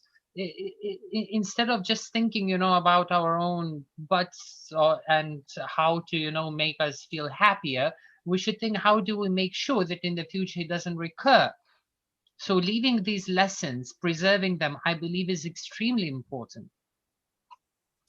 Well, this is the big debate, isn't it? It's happening right now in places like Hackney. Do you get rid of these things, or do you keep them and hopefully learn from them, repurpose them, all this kind of thing? You keep them with a warning before, like, just like with some cartoons, it was don't try this at home. For most people, it was kind of stupid to even see that warning. But in a way, it just gives a kind of rough idea that, there was a time when you didn't need that warning. It was okay. It was okay to show it to kids. And they were fine. They grew up, they lived their lives, and they didn't, explode bombs in their houses. So in the same way, I believe that a lot of these comedians, a lot of these movies or whatever, I think they should be preserved. There are even songs which are extremely racist or sexist, yet they were part of the culture. They are part of their history. And I think the worst thing that can happen is when these bad things happen and we just delete them as if they never existed. And then people will think, well, we never had a problem. But I think it's very good to preserve them so that future generations can always look back and check why it was a problem and how it was a problem. Yeah. Okay. Great. I mean, an image that popped in my head, Katie, there was of a maze and leaving a trail behind you. And if you don't leave the trail, is that kind of what you're saying? Then we don't know how we got there. Is that a fair summation? Yeah. I guess so. Yeah. Lovely. Kane, dying to come in, and then Elam again. I just wanted to applaud Katie's point. I think it's about the context. Hey, sound effect. I think it's the context that you put around it. It's like, it's really important that you provide the context. It's why, people still watch appalling films like Birth of a Nation, because it gives insight into psychopathology. It's really important for our understanding of different cultures, as repulsive as those can be. But it's just providing the layers and ensuring that other voices are allowed to emerge alongside those. Okay, so almost like Edison and all the ways not to do something. We've got to keep those, right? We've got to keep the ways not to do things. Is that kind of what you're saying? Yeah. I don't know if Deli, you've always got something interesting to say. I don't know if you want to jump in here at some point, but I know Mikey wants to say something. No, I mean, I had to come up sooner or later, but this reminds me of this recent Adam Curtis documentary that probably a few people here on the chat have seen, called Can't Get You Out of My Head, which references Birth of a Nation and how kind of myth building kind of emerges. So in a way, it sort of explains some of the way racism has developed. And I think it is useful to know this, but I also think when we look back at this in a few years' time, we will say, why is this very authoritative, like middle-aged, middle-class white guy telling us this story? Why is it this guy that's considered the expert on this story of racism? So in a way, we are moving forward, but I feel like it will be at the same time in 20 or 30 years' time, look and sound very weird. Mikey, I mean, obviously I'm incredibly well informed and I know what Birth of a Nation is, but what if somebody didn't know what that was? Do you want to just say what it is? Yeah, I mean, it's a film. I've not seen it, but I've seen the Adam Curtis documentary, and it's a film that was made, I think, in like the early 1900s about a kind of mythical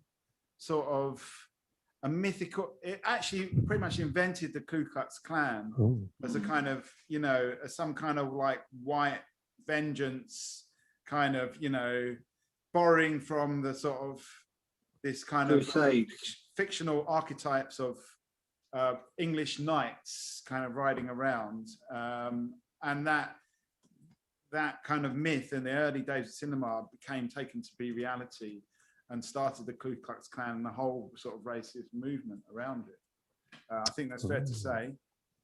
Good. Well, now we know. Excellent. I've not seen it. I've just seen the Adam Curtis documentary, Yeah. which explores this idea of how racism came about in our contemporary world. Great. Now, let's try not to disappear into postmodern cul-de-sac, but anyone want to take that forward and respond to some of the things you've heard there? Film. Do films? Does early cinema create the way that we live today? In books, do they form the myths?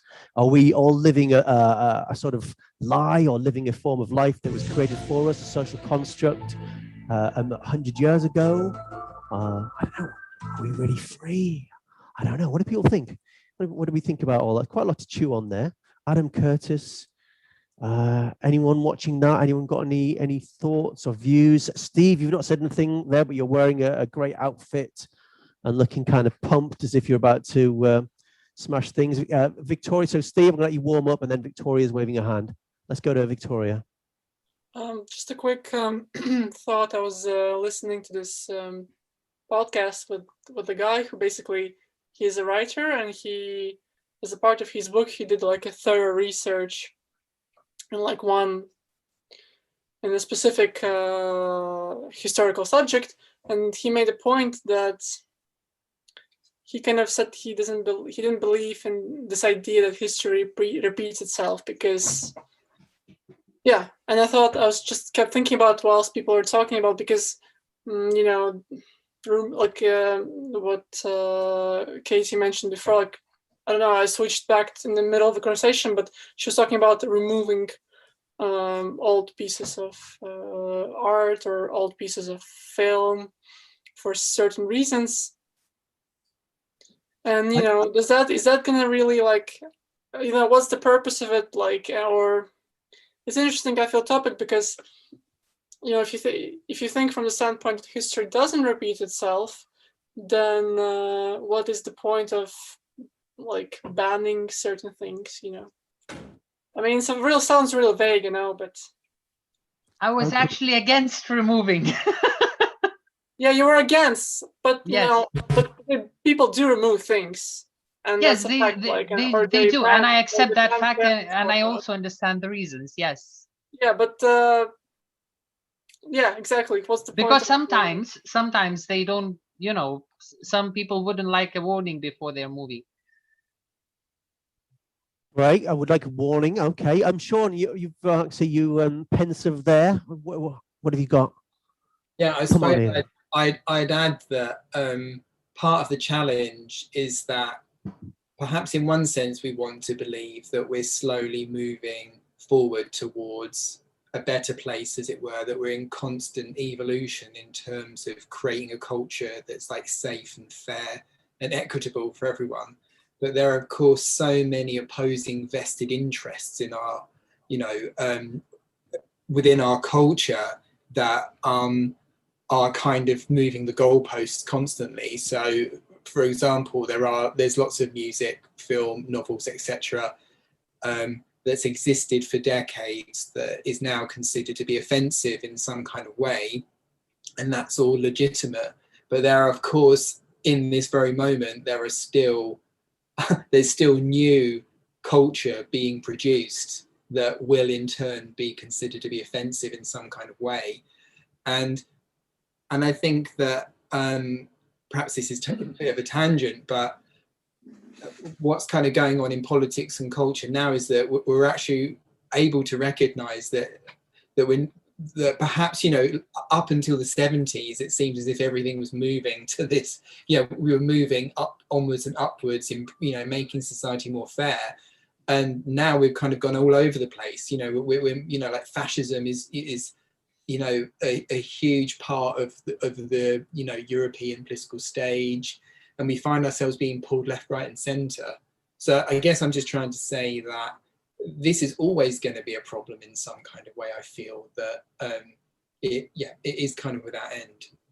So interesting. I mean, so we're evolving, saying in seems to be going up, and now we seem to be going down again. So we're de-evolving almost. So are we de-evolving? Everything's relative, you seem to be saying, so things will eventually change, and what's okay today will be awful tomorrow. That could be something like animal consciousness, something like that, for example. Mikey, were you wanting to say something? Just in terms of the question of comedy, I think even if you look at some, right on, look at things like Monty Python, which is, like was the avant-garde of comedy 30, 40 years ago. Even that, there's some things. Oh, I'm saying she can't hear you. Seems to be. I might have turned this one down. Hello. Can you hear me? Is that better, Anne? Can you hear Mikey now? Yeah, you I was can. just saying, Great. if you think about things like Monty Python, which are they're still funny and they're still relevant, and I think they can be shown, but there's a lot of stuff in there which just doesn't sit very comfortably. So are we doomed, if that's the word? Maybe that's the wrong word, to be having these conversations forever now, as things constantly move and change, and today's okay is tomorrow is offensive. I don't know what and is that a good thing? Is that a bad thing? Is it irrelevant? Is it a distraction? Victoria. I feel like it just comes. I've heard about this concept, and I feel like all this comes back to this concept of global village. That I don't know. I've talked about this before on this in these events, but yeah, there's this concept of a global village that all these people, everyone lives in this global village, and everyone is a part of some kind of a community. And let's say in one community, and it's really hard to define what is at the moment what is okay and not okay to some people and others, because in one village, let's say yes, we eat dogs, and the other village oh no, you shouldn't eat dogs, and that becomes a problem. But then people just say, well, if you don't eat dogs, just go and leave, it's fine. It's kind of almost like a consequence of the way because of the internet almost. So it's kind of inevitable that there will be groups of people that will say, oh, I don't like what you say, I don't like the way you act. So yeah, before people were over the hill, we couldn't see over the hill what they did, we didn't care about, and now we can see what they're doing over the hill, and sometimes you don't like it, and they don't like what we're doing, right? Yeah, but it's the only thing that's left, people just, there's not much to do. I mean, you can just say that you can leave. I mean, I guess it becomes a problem when, let's say, in one village, basic human rights are neglected, and that becomes a bigger problem. And then what do we do then? Right. So how do we? So what's the question here? Is it about accepting difference? What do we tolerate? What do we don't? I suppose it's the question about how far can you go until. How far can you go until you can just keep using that argument that just don't go in my community then if you don't like it. If you don't like where it, is the borderline? Yeah. Yeah. Okay. Well, so what do we think about that? Have we live in the information age. We've been talking about some incredible range of subjects tonight, haven't we? And we've got access to the whole world through devices like this. Hello, John. Welcome. Hopefully you can hear us okay. But is that problematic? And how far do we take that? Indeed. Any Katie, you got your hand up. Any thoughts on that? Unmute yourself there, Katie. Oh, Katie, yeah. So you're still muted. Well, sometimes even I fall down for that. Sorry. I think the last few points pretty much were, in a way, at least as I understand what's been happening the last 50 years, and I think Victoria's point is, maybe people won't like how I sum it up, is if freedom is universal and supposed to be freedom for everyone, what about freedom to evil? Maybe that's what's happening this last half a century, where, one side is saying, everyone should be free to decide for their lives, and then the other side says, well, I want to decide that I don't decide. What about that? and I guess this becomes the argument that both sides cannot agree where to draw the line. Right. At least that's what it looks to me. Right. This is why I didn't study philosophy at college. Questions like this, quite tricky. How can we tease that one out? Yeah, what is freedom? Who should be free? How far can you go with your freedom? Is it what do you think? I'm free to do what I want any old time, Mikey? I think by and large, even though you've got this kind of right-wing backlash at the moment, I think in a way it's just the articulation of what people were thinking behind closed doors, or, you know, in. Can everyone hear Mikey okay, by the way? Give me a little wave, you can hear Mikey. Yeah, we can. Yeah, good. What people were thinking in silence.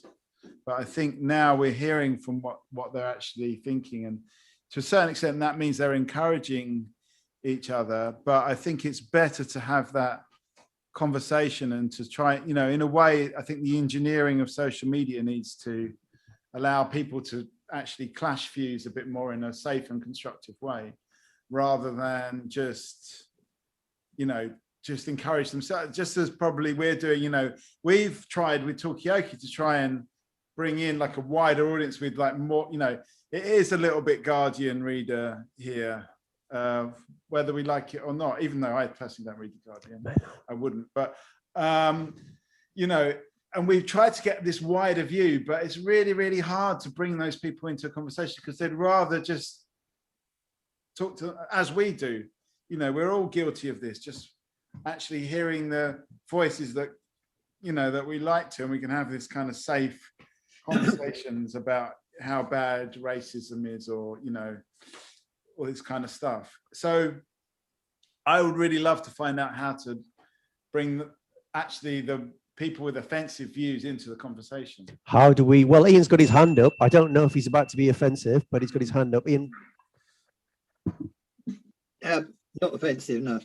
I've actively looked at people who have a different point of view to me and joined Facebook pages where they spout some of this stuff to see. It's a bit like, I will never buy the Sun, but if I find it on the tube train, I will always read what the Sun says, because you need to know your enemy in that sense.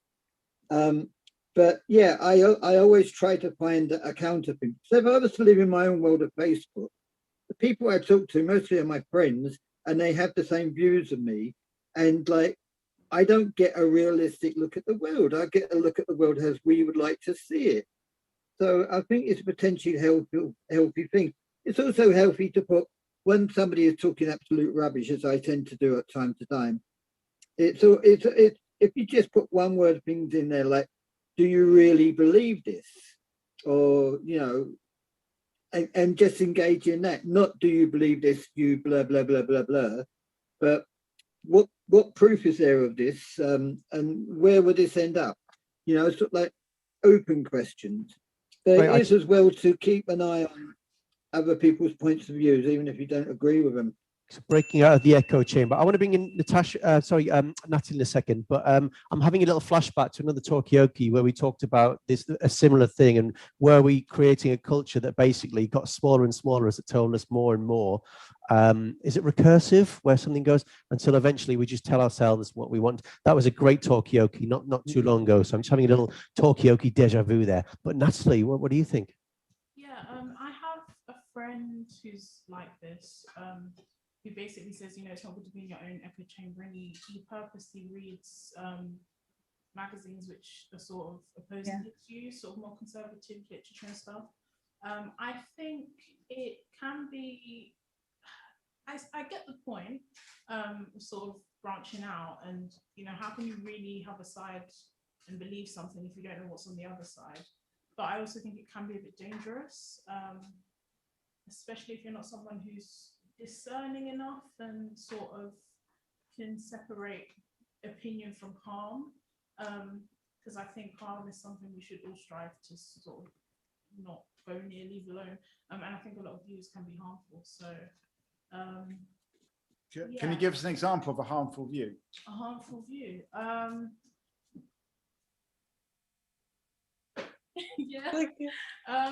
oh, Victoria's got something to say, but I suppose I'm just thinking about racist views, or views which exclude a minority, or views which condemn people for things that they can't change, which I think there's a lot of that out there, and they will back up their argument, and really try and put it across as something that's, you know, a legitimate point of view. But personally, I don't think those sorts of things can be backed up with anything. We've got so it's a fascinating discussion. I'd love to bring in as many voices as possible. So if you haven't spoken for a while, please do. But I know we've got Katie and then Victoria lined up. John, you've not said anything yet, or Stephen. Geraldine's put a point in the chat actually. Anarchism used to be freedom to, and is now freedom from. Anarchism, obviously a very misunderstood term. I don't know if you want to come on and say any more about that, Geraldine, but that's an interesting point. Katie. Sorry for taking so much of everyone's time. Just really wanted to share my experience on Twitter within the last year, especially during the pandemic, because before that I was kind of off it mostly. So recently I had to look through my followers over the time, because I share a lot of my ideas there. And I would say between 80 and 90% of them, if not more, are the opposite political wing of mine. And this was a little bit frustrating at first, and later I got extremely curious. How did it happen that I post ideas from a very liberal view and most of my followers are conservatives? My mind was blown. And it was like, how come? So what I realized through talking with a lot of them, and this is where I kind of went to the opposite side, is that both me and them, we have very similar ideas, very similar goals, very similar understanding. The only main difference is our perspective. Let's say some people view how much things will impact others, not only me, whereas others look, well, for me, it's fine. I'm not, and both can exist in each wing, but what I'm trying to say is that the reason why we have the conflicts is not so much because the ideas are different or because we want different things, but because we view things from a very different perspective. Okay, so I think that I don't think it will become a lot of many villages or a lot of just different groups. I think that at some point in the future, we will all get wise enough to understand that we all want the same thing, and the best thing we can do is understand each other's perspective. And I'm looking forward to that. Great point, lovely. I'm going to bring in Victoria and then Kane. Yeah, it's a bit confusing with the perspectives. And for example, I was going to give an example of this someone that I followed that is completely, well, it's almost entirely opposite views of me. And so recently, well, actually some time ago, I followed this the video director on Telegram, and his content there is just something else. Like, I've never followed anyone like this. I feel like he just expresses a lot of rage on his Telegram channel, and he writes things like, oh, he hates feminists, he hates just anything really that I'm okay with, I guess. He's just like, oh, these feminists should go just to fly to the moon, you should kill them, just like, or he just you should take all of them and send them to the Mars or something. Just this is a soft version. He like sometimes writes something and I'm like, oh, I just get kind of almost shocked. But at the same time, I became really curious, because it's the only probably person in this bubble of social media that writes something else, something different. And sometimes I do actually agree with some of his points and on some topics that he makes. So for me, it's always like it's always just good. Like, it became like, it's also, well, first of all, it's entertaining in some ways. I got like addicted because I'm like, oh my god, it's really it's nothing that I usually see, because I also don't take it too seriously, I suppose. Okie dokie. Yeah. Good. Sorry, go on. Yeah, and the subverse is entertaining. Second of all, it gives me like another perspective that there are other people that think that way, and I don't forget about it. I don't get stuck in my bubble, and it just can. And sometimes I actually agree with certain things, or he maybe looks at things from the perspective that makes me think. It just makes me think about differently about certain issues. Yeah, great. So people saying stuff, you might not like it, but it makes you think. Are they? Is that why they're doing it? Do they really mean it, or is it just for effect? But the effect of hearing something radically different. Kane's keen to come in. Got Kane, then Ian, then Mikey. Yeah, I do think that there is a lot more like common ground between us than we think. Like you mentioned anarchists, and like anarchism and libertarianism, which is sort of like far-right conservatism in the States, they feel like they're effectively the same thing, how you define it. Like, you know, and you have like you have red conservatives as well. I think it's really easy to like build up that there's so much difference between us, and particularly nowadays with it being so polarized, that's come to the fore. But like even things like Brexit, no one cared about Brexit ages ago, and suddenly it was a thing. Okay, so polarization, the sort of binary thing being a relatively new thing. Is it time for new political models to reflect the complexity of the modern age? Mikey. Oh, is it my turn? Go to Ian first. Oh, sorry, Ian. I'm so sorry, Ian. I skipped you there. Yeah, I'd like to approach it from a different angle. Yeah, there's a lot that keeps us together. And I've had quite a long political career. And I started off perhaps naively thinking that, yeah, I mean, they're all going different ways about it. But at the end of the day, they all want the same thing. You know, your Tories, your Labour, your Liberal, whatever. Everybody wants a happy society. And as I've grown older,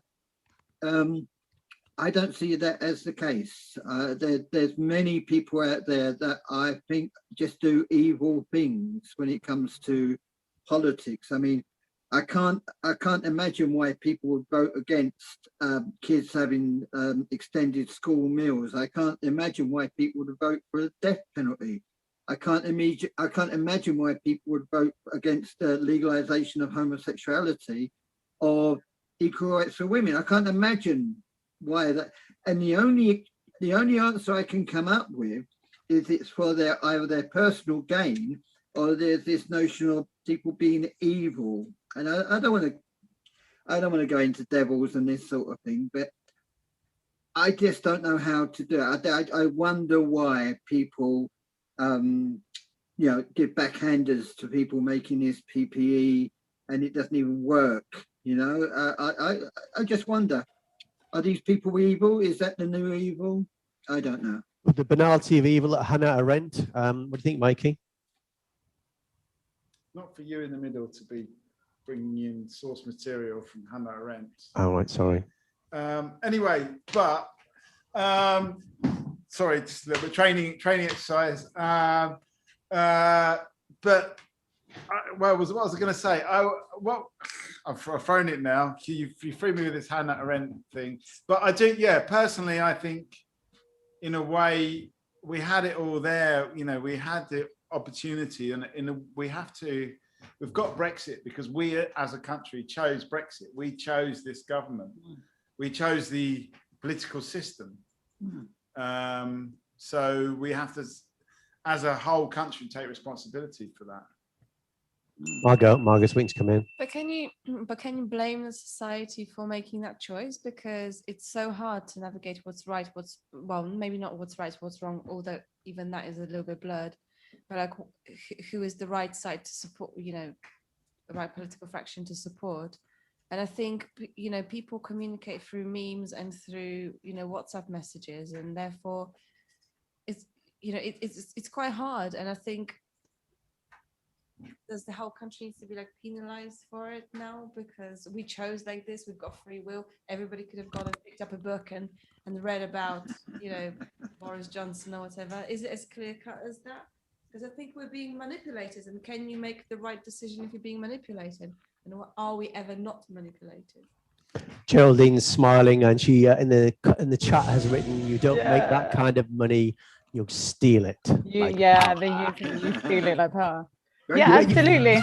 And I think the whole the Brexit thing, every time you walk past the pub, everyone was saying the same sentences. Everyone was saying the same arguments or the same conversations. We are programming every day, every way, every how.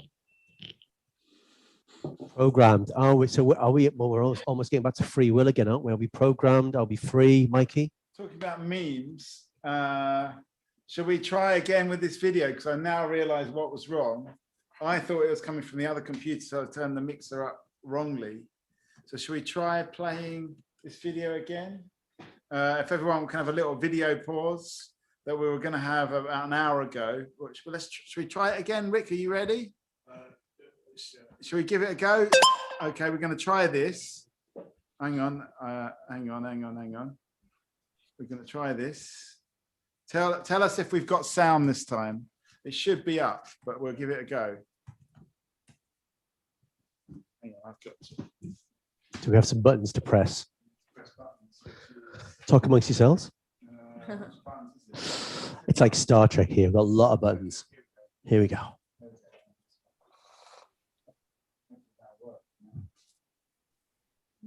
No sound. This shop is nearly 25 years. When they started, I am start here and still I doing there. And it's good environment, gentle, no problem anytime. And now is more developing this area and lot of new people coming, new building is growing up. And I hope our business is also growing up. Old tenant, most of big families is going from here.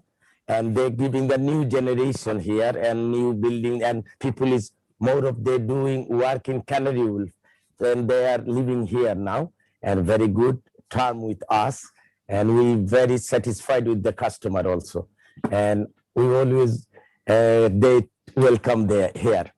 Before it was very dark place, people was very few and old buildings, people afraid about that. Lot of shop was closed before.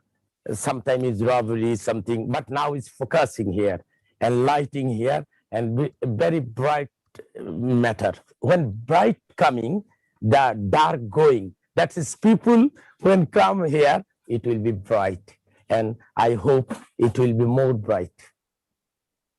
My fourth son, and they're living around here, and they are the older, all of this. They are the most of degree, past the degrees, and they're doing good job here. And they are no problem. They're coming home, going work, no problem. There are a lot of people coming from outside here, and it good different people coming and make a good center here, and more people coming and more environment, booming here. And I hope it will be in very soon, like Canary Wharf side, and the communication will be coming more here. Before it was very one road, and most of time is closed was, that people going there, keep street market far, even something need to go there. Now is they available here, everything. Before I come Aberfeldy Street, I did work in Brick Lane, is London E1. I did here a confectionery shop is 5-6 years. I did good there. And suddenly the boss is some problem, that they close their shop. And then I come here, I invite here to work, and I started the work here. Yeah. In this area, everybody knows me, and most 95% people is like me. Some people is sometimes, that I leave them. Okay, go take. But every family knows, the children knows me. Because long time I'm doing here, and I like children, I like everybody like a friendly. And they see me from far, oh, he's there, come. Like that, honestly.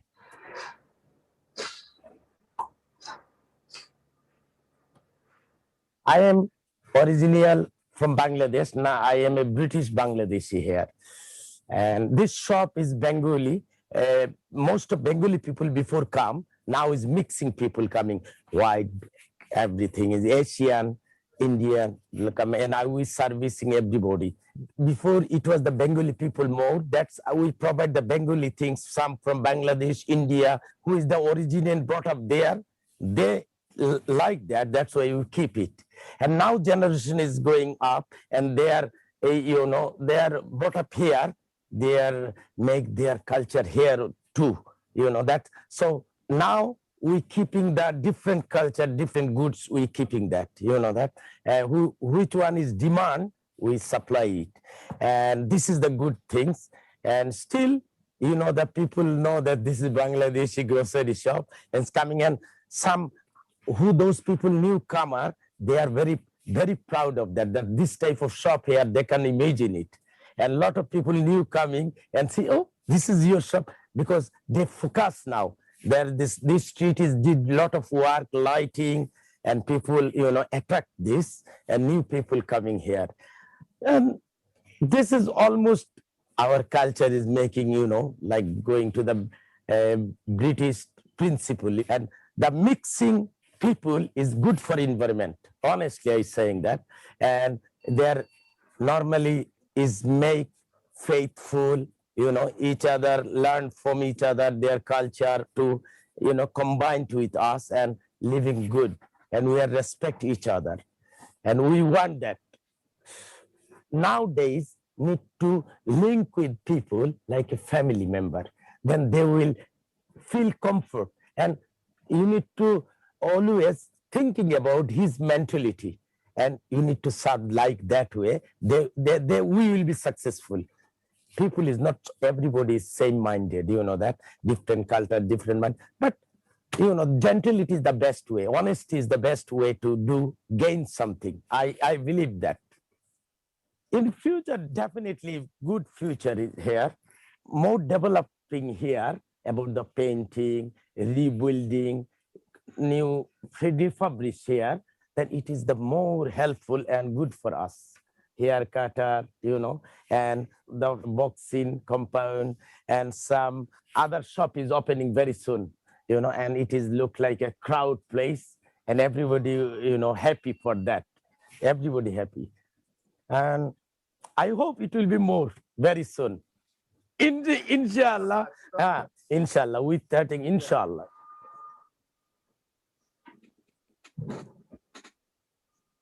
Okay, so there you have it. That was Mr. Islam, Shamsul Islam. A round of applause from Geraldine. Appreciate that. That's Rick's work, really. Oh, we're getting a round of applause from quite a few people. Just a little break there. We intended to do that earlier. And look what's happened. Simon's got kicked out the middle of the table for mentioning Hannah Arendt, never to be back. But you know, that's the way it goes. But it's up to you guys. Now Simon is one of the punters around the table. It's kind of up to you, Simon, and everyone else, where you want to take this conversation. Do we want to reflect on this video? Do we want to talk more about this question of like listening to other voices, hearing other voices, people you don't agree with? Where do you want to take this conversation? It's kind of up to you where you want to take it. Victoria, I see you've got your hand up.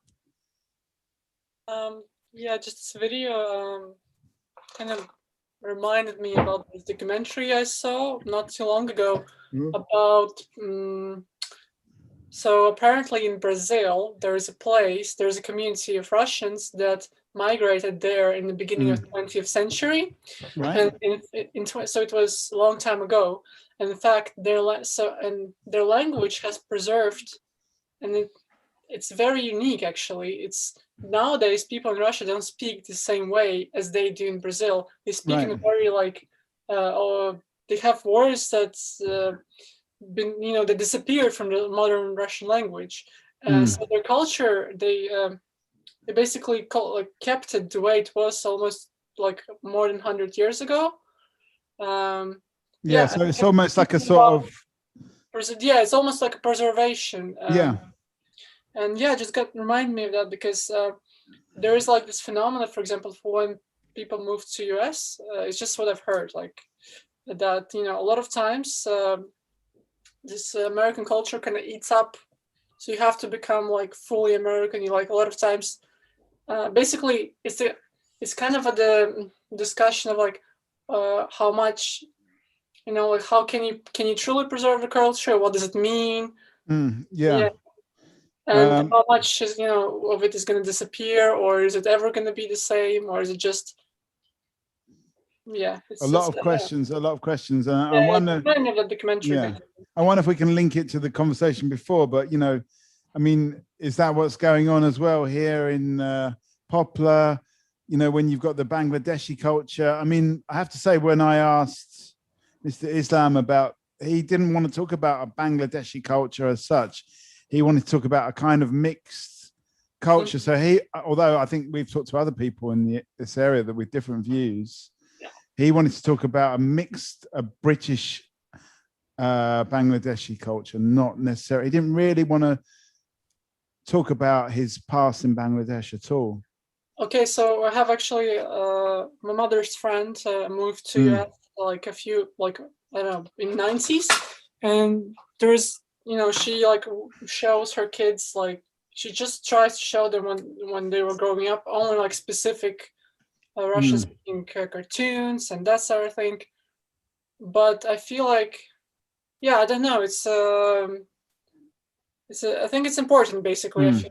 Yeah. I also saw this documentary last year about. It was made by, I don't remember. It's like there's this like a British presenter, and I think his parents are from Ghana, and the whole documentary was about people who, like this generation of people who migrated. I think it's specifically about Ghana, and how a lot of kids, they were like, "Oh, I wish my parents like taught me the language or something like that." Yeah. So it's interesting how sometimes, like when you move, you're like, you almost feel like you have to forget about your past or something like that. Yeah.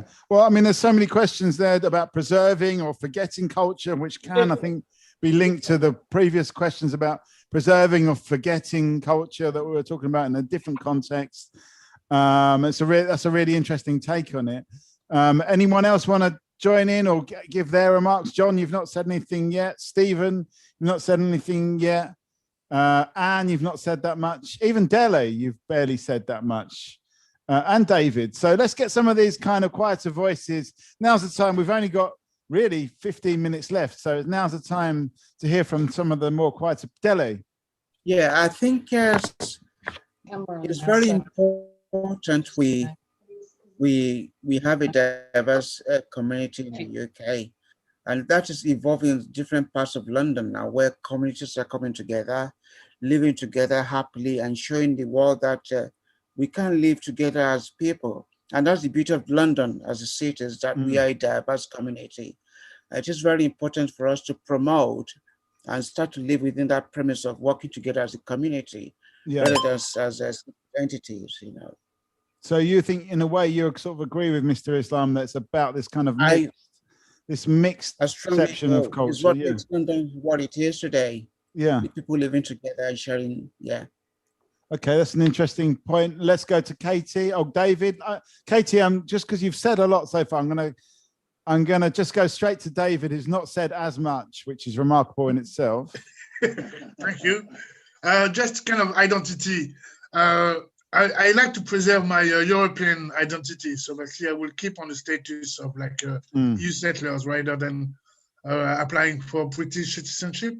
And because basically, I feel equal to the British. I don't feel like basically that will bring British will give me any like extra points, like a higher standard or something like that. So basically, and as long as you accept me in and you don't ask me to leave, I'll be happy living as a European and trying. If it's up to me, then definitely yes. It's the case. So that's it. That's my identity things. Yeah. So I mean, you say European rather than in a particular country. No. Basically, rather than to live in London. I mean, to keep living, to keep staying here. Basically, I guess if I go back to France, I will basically be going back to as a French person living in France, within Europe. But basically, for the moment, being outside of France, and anyway, coming back from a mixed culture and something that I feel better being a European outside France. Yeah. So in a way, it's better to be a European outside of France. That's an interesting point. Yeah. That's the way I feel it. Really. And and basically, that's it. Thank you. Thank you, David. Katie.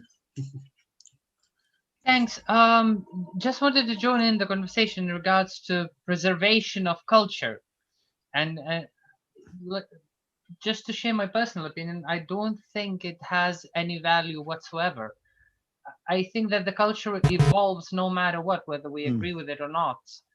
I don't think it matters much to any one of us today what kind of culture it was 10,000 years ago. I don't think many people even are aware of that. We're just aware that we evolved from that culture, whatever it was, and we try to find out more. But what about the question of languages, different languages? I think that, well, the world changes as well. Many new things are created. We need new words for that. So language has to evolve, just like everything else. Yeah. I cannot believe using 100-year-old language to describe computers or things we do on the computers. I mean, if you ask those people to explain, they would just say magic, and that most likely would be the end of it. Yeah. Okay, so you believe that culture is always moving and changing and evolving. Yes. Languages, traditions are continually updating themselves. Okay, well, let's get some other points of view on this. John, you've not said much. Have you got anything to say on any of this discussion? You've been listening in, I hope. Well, I've been listening very carefully in order to learn, because I'm a latecomer. I do apologize for that. I don't think I could quite agree with the last speaker. But one of the things that has happened in the last 100 years is that our society here has externalized culture to such an extent that we now all feel that what we're doing is looking at a performance or re-performance of the past, which is tinged with a certain amount of nostalgia, pain that we haven't got the comforts of the past, and we quietly edit out all the discomforts of the past and say it was nicer then, it was better then, and it's not so good now. That actually does lead on to some of what I thought was the discussion about liberty and personal views and populism that was going on before, but I wasn't here for all of it, so I can't say much. But this thing about culture, language, of course, is a most important feature, possibly the most important feature of culture. And the very fact that as children, we adopt a mother tongue and proceed in our lives with it, we have made an irrevocable decision to be largely a product of our own culture, because that's where the thoughts and the feelings come from. One of the reasons why I disagree with the last speaker is that although it is clearly true that language of 100 years ago didn't include any reference whatsoever, apart from Mr. Babbage, to a computer, fact of the matter is, it is not language that so easily conveys that other rather important feature of being a human being, and that is how we feel. That's one of the reasons, perhaps, why we have poets and song makers, because they learn to put into a shareable condition things that most of us can only feel. I'll stop there. Okay, so you're saying in a way that the language and the language is a bed, let's say, for poetry. It's a place where you can express feelings, and they're not quite as easily translated between languages, and those feelings. Looks like we've got a new face, a friend of David, the mate. Do you want to say something, or are you just saying hello, or did you want to put in your point of view on this? You have to unmute yourself there. We're not hearing you there, but okay. Now, oops, what's happened now? Yep. Tell me. Hello. I don't have a point of view, but I would like to say how much I love David. Thank you. Okay, well, there's a question of love, I think, which I think John was getting to, was the question of love. And is it so easy to communicate love in a foreign language, or are we losing the love poetry of all the languages that are disappearing as we move towards English as the global dominant language. Victoria. You should never say love unless you absolutely can't help it. Okay, well, that's some sage advice. Okay. Yeah. No, I guess, yeah, I think obviously, I guess if I was to, for example, if I was to have children in London, and I would want them to know my mother tongues, because it just gives you a broader look at the world. I think it's as simple as that, basically.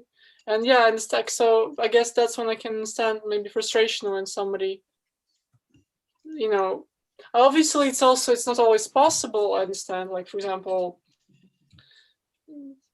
not everybody can not everyone can like send their kids even if they want to, even if they want to. Not everybody can send their kids to like school that just teaches in French or something, as an example. You know, because school might be too far, whatever. But why would you want your children to be able to speak Russian? Because, like I said, it just gives you a broader look at the world. They're also like it's just, and it works both ways. Has it got anything to do with poetry, or is it more about perspectives? No, I mean, you're just going to be able to suck up more information, look at things from different perspectives. So it's more about information. Okay, Kane. We're gonna have to wrap this up very soon. I just realised that we are running out of time. Where's the TikTok sound? We're running out of time here. There's the time. It's going fairly slowly, second by second. But we are running out of time. So it is going to be time to get those final thoughts. But let me just bring in Kane. What's your point? It was more final thought, because I'm going to dive out now and get some food. I'm not going to add too much more, because I think I would say just bon appetit, or should I say enjoy your meal? Yeah, so just wishing everyone a good evening, and thank you for the chat tonight. Anything that struck you tonight? Did you feel like anything kind of really hit you between the eyes? I think it was really good, like, to touch on mental health, but I just feeling suddenly like absolutely exhausted by Zoom. Yeah. Well, I know the feeling. You're not here in the studio. Imagine what we feel like. But just while we're on that mental health thing, you know, we sort of talked about there are the tools available for people to support each other. Is there one thing you could throw in that might be a good sort of, you know, tool to have in the box? I think I do think it's that thing of like it feels like so old school now, but taking the time to phone people that you care about. I mean, you know, I found that really helpful. Just like phone calls generally, stop having Zoom meetings constantly. Could we not do a people speak over like old school rotary phones? And facts. Yeah, we can do the people facts, and we'll just fax each other. But only facts, no fiction. Yeah, facts only. Yeah. All right. Okay. Well, that's a good. Well, let's give you a round of applause or a cheer or something. Thank you, Kane. That's moved us very neatly and nicely into final thoughts.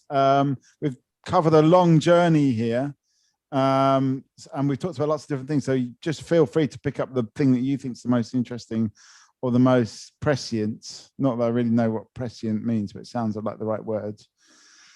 Thank you, Anne. Any final thoughts? Who wants to be first with the final thoughts? David. I would advise anybody to, if you got any trouble with relaxations and trouble sleeping and everything, if you hear of a mindfulness class or course, I would strongly advise it to anybody, because it's very, very good. It's all about breathing. So basically, it's like breathing technique. It's like meditation from the chemist, kind of like official meditations. So basically, it's only into like physical things, but it's very nice. It does help calm down and everything. So I'm only like halfway through my courses, which like meant to be a structured eight-week courses. Have you learned how to breathe by now? Yeah, you just learn. You learn how to breathe and to dissociate your ideas and dissociate like the bad ideas to the good ideas, kind of like that. Yeah. Do you disassociate the good ideas as well? I don't know if you dissociate the good ideas too, but basically somehow depression comes a lot, and basically somehow is there some technique to start digging into it. I don't know if it's the solution. Yeah, it does help. If you're depressed, it's quite. Yeah. Well, I'm going to pass that on to Kane personally, but I'm also going to have a look at that myself as well. So that's some really good practical advice. Let's get a final thought from everybody. In a way, I'm not going to go to George now, because George, you've been in and out of this conversation. You've not said anything at all, as far as I know, but you have been listening. So I'm not going to come to you yet, but I'm going to press you to at least test out the sound channel on your link right before the end. We are running into overtime now. So who wants to give a final thought? Simon, do you want to give a final thought? It's complicated.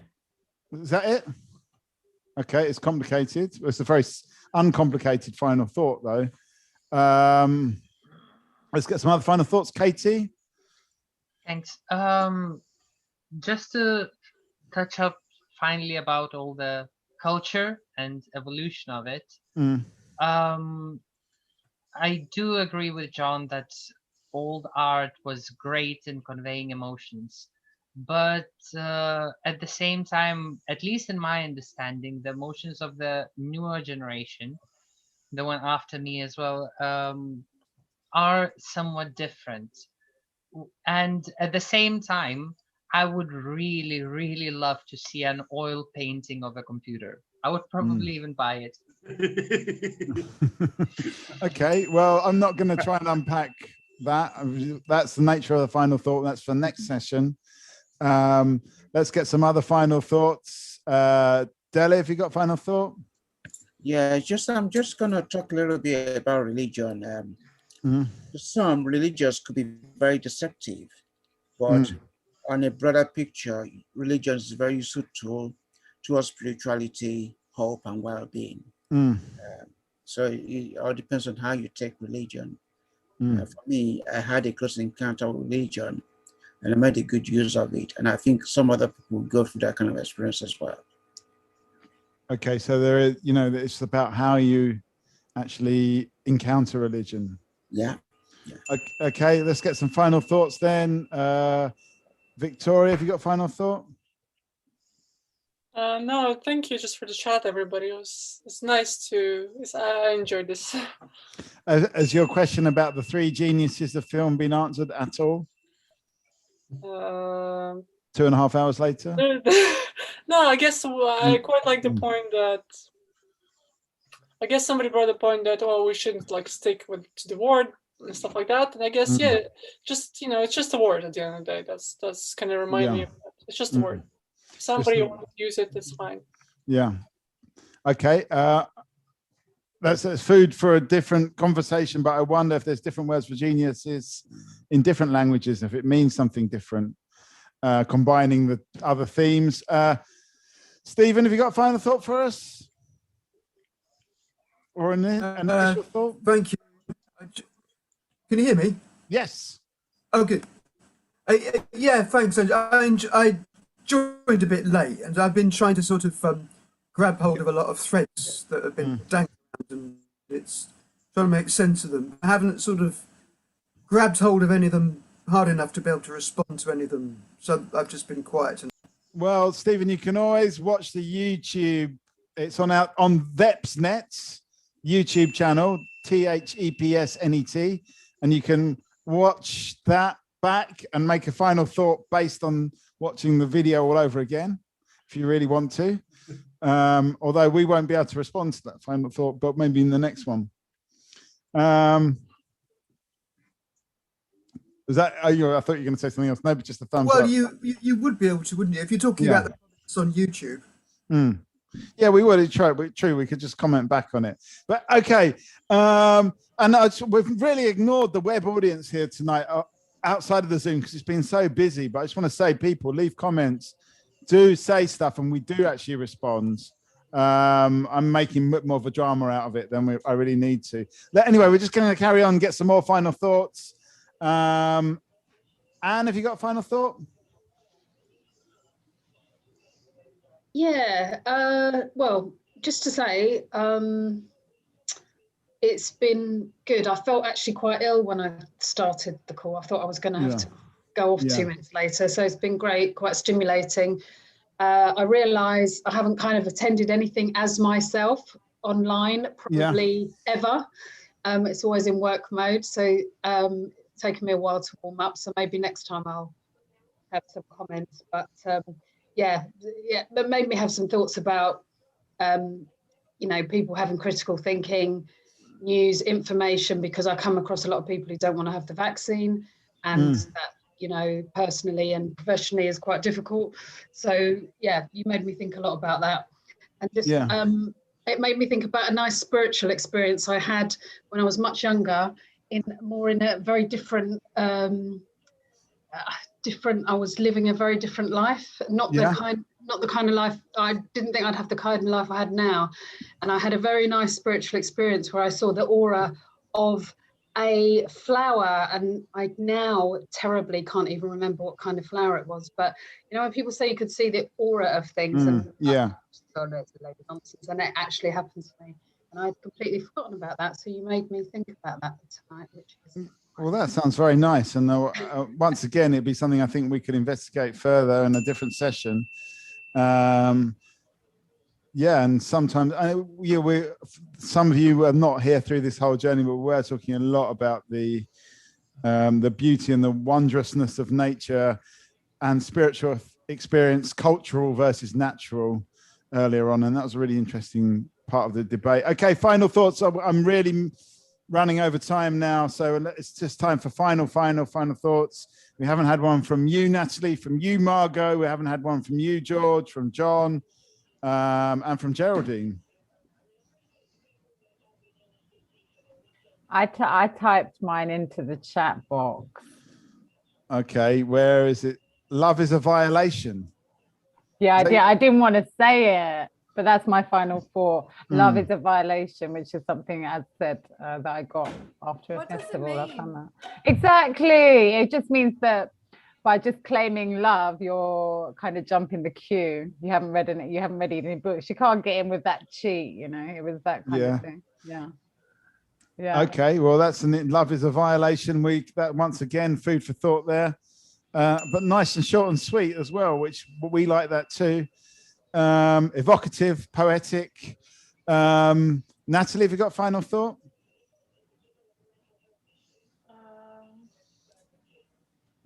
I'm going to try and have more spiritual experiences, I suppose, and be more meditative and reflective. How do you have more spiritual experiences? What's the secret? Well, I really like music, and I find that for me, music is like a drug sometimes, and it really does a lot for me. But I also have a very chaotic, racing mind, so a lot of the time I can't actually sit down and enjoy music because I'm just thinking about other things. So that's one way that I will try and sort of bring the moment. It sounds like you need to combine with Dave a little bit and his mindfulness exercises with the music. I think no one heard any of that, so yeah, sorry. Did no one hear it? Have I turned it down? No, come on, it's turned up. Did people hear it? No. You didn't hear that? Have I not connected? Hang on. This wasn't close enough. Hang on. It was connected, just very quiet. Okay, I'll turn it up. Okay, but it's not going to have the same impact. But say it again. Go on. Yeah, basically, I was saying my final thought is that I should try and have more spiritual experiences. And for me, music is almost like a drug to me sometimes. Like, you know, it does a lot for me emotionally.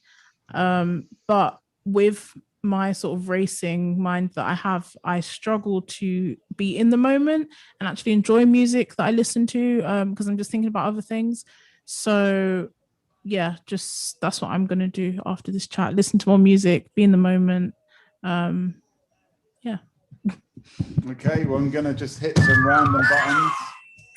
because you're doing the sound effects, and well done for adding something there with the sound effects. Okay, well, hopefully people got that on the second time around. We've only got a couple. John, have you got a final thought? Yeah, I think I'll confine myself to just one. This provocative idea that love is a violation of person or of something or of self, perhaps, I do fundamentally disagree, because I think that love, genuine love, is an acknowledgement of the individual who loves, that they are themselves incomplete, that something or someone else is needed. So that love, in fact, ought to be the opposite of a violation. It should be a gesture that says, welcome into everything of mine, because I believe that you will not misuse it, but what you will do is to make it more complete. So I'm going to take a fundamental disagreement. That being the case, it does put a lot of emphasis on what I was suggesting earlier, which was that our feelings are immensely more important than our knowledge when it comes to dealing with anything that could be remotely described as culture. And here I will stop, because that's the final one. Okay, yeah, we luckily the feeling is high, but the facts are that we're going way over time. George, have you got a final thought?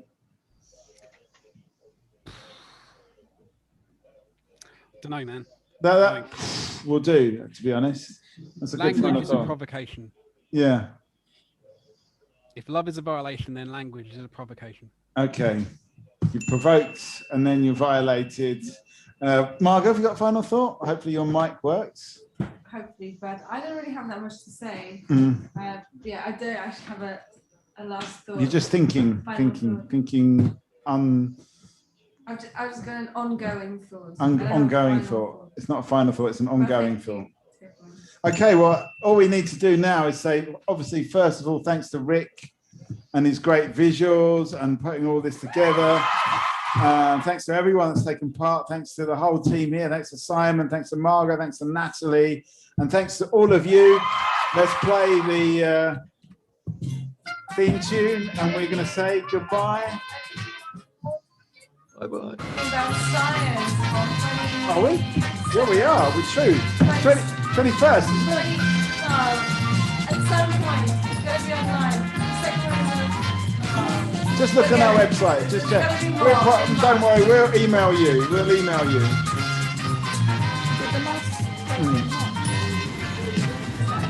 The last Saturday of March and the first Saturday of April. We're there.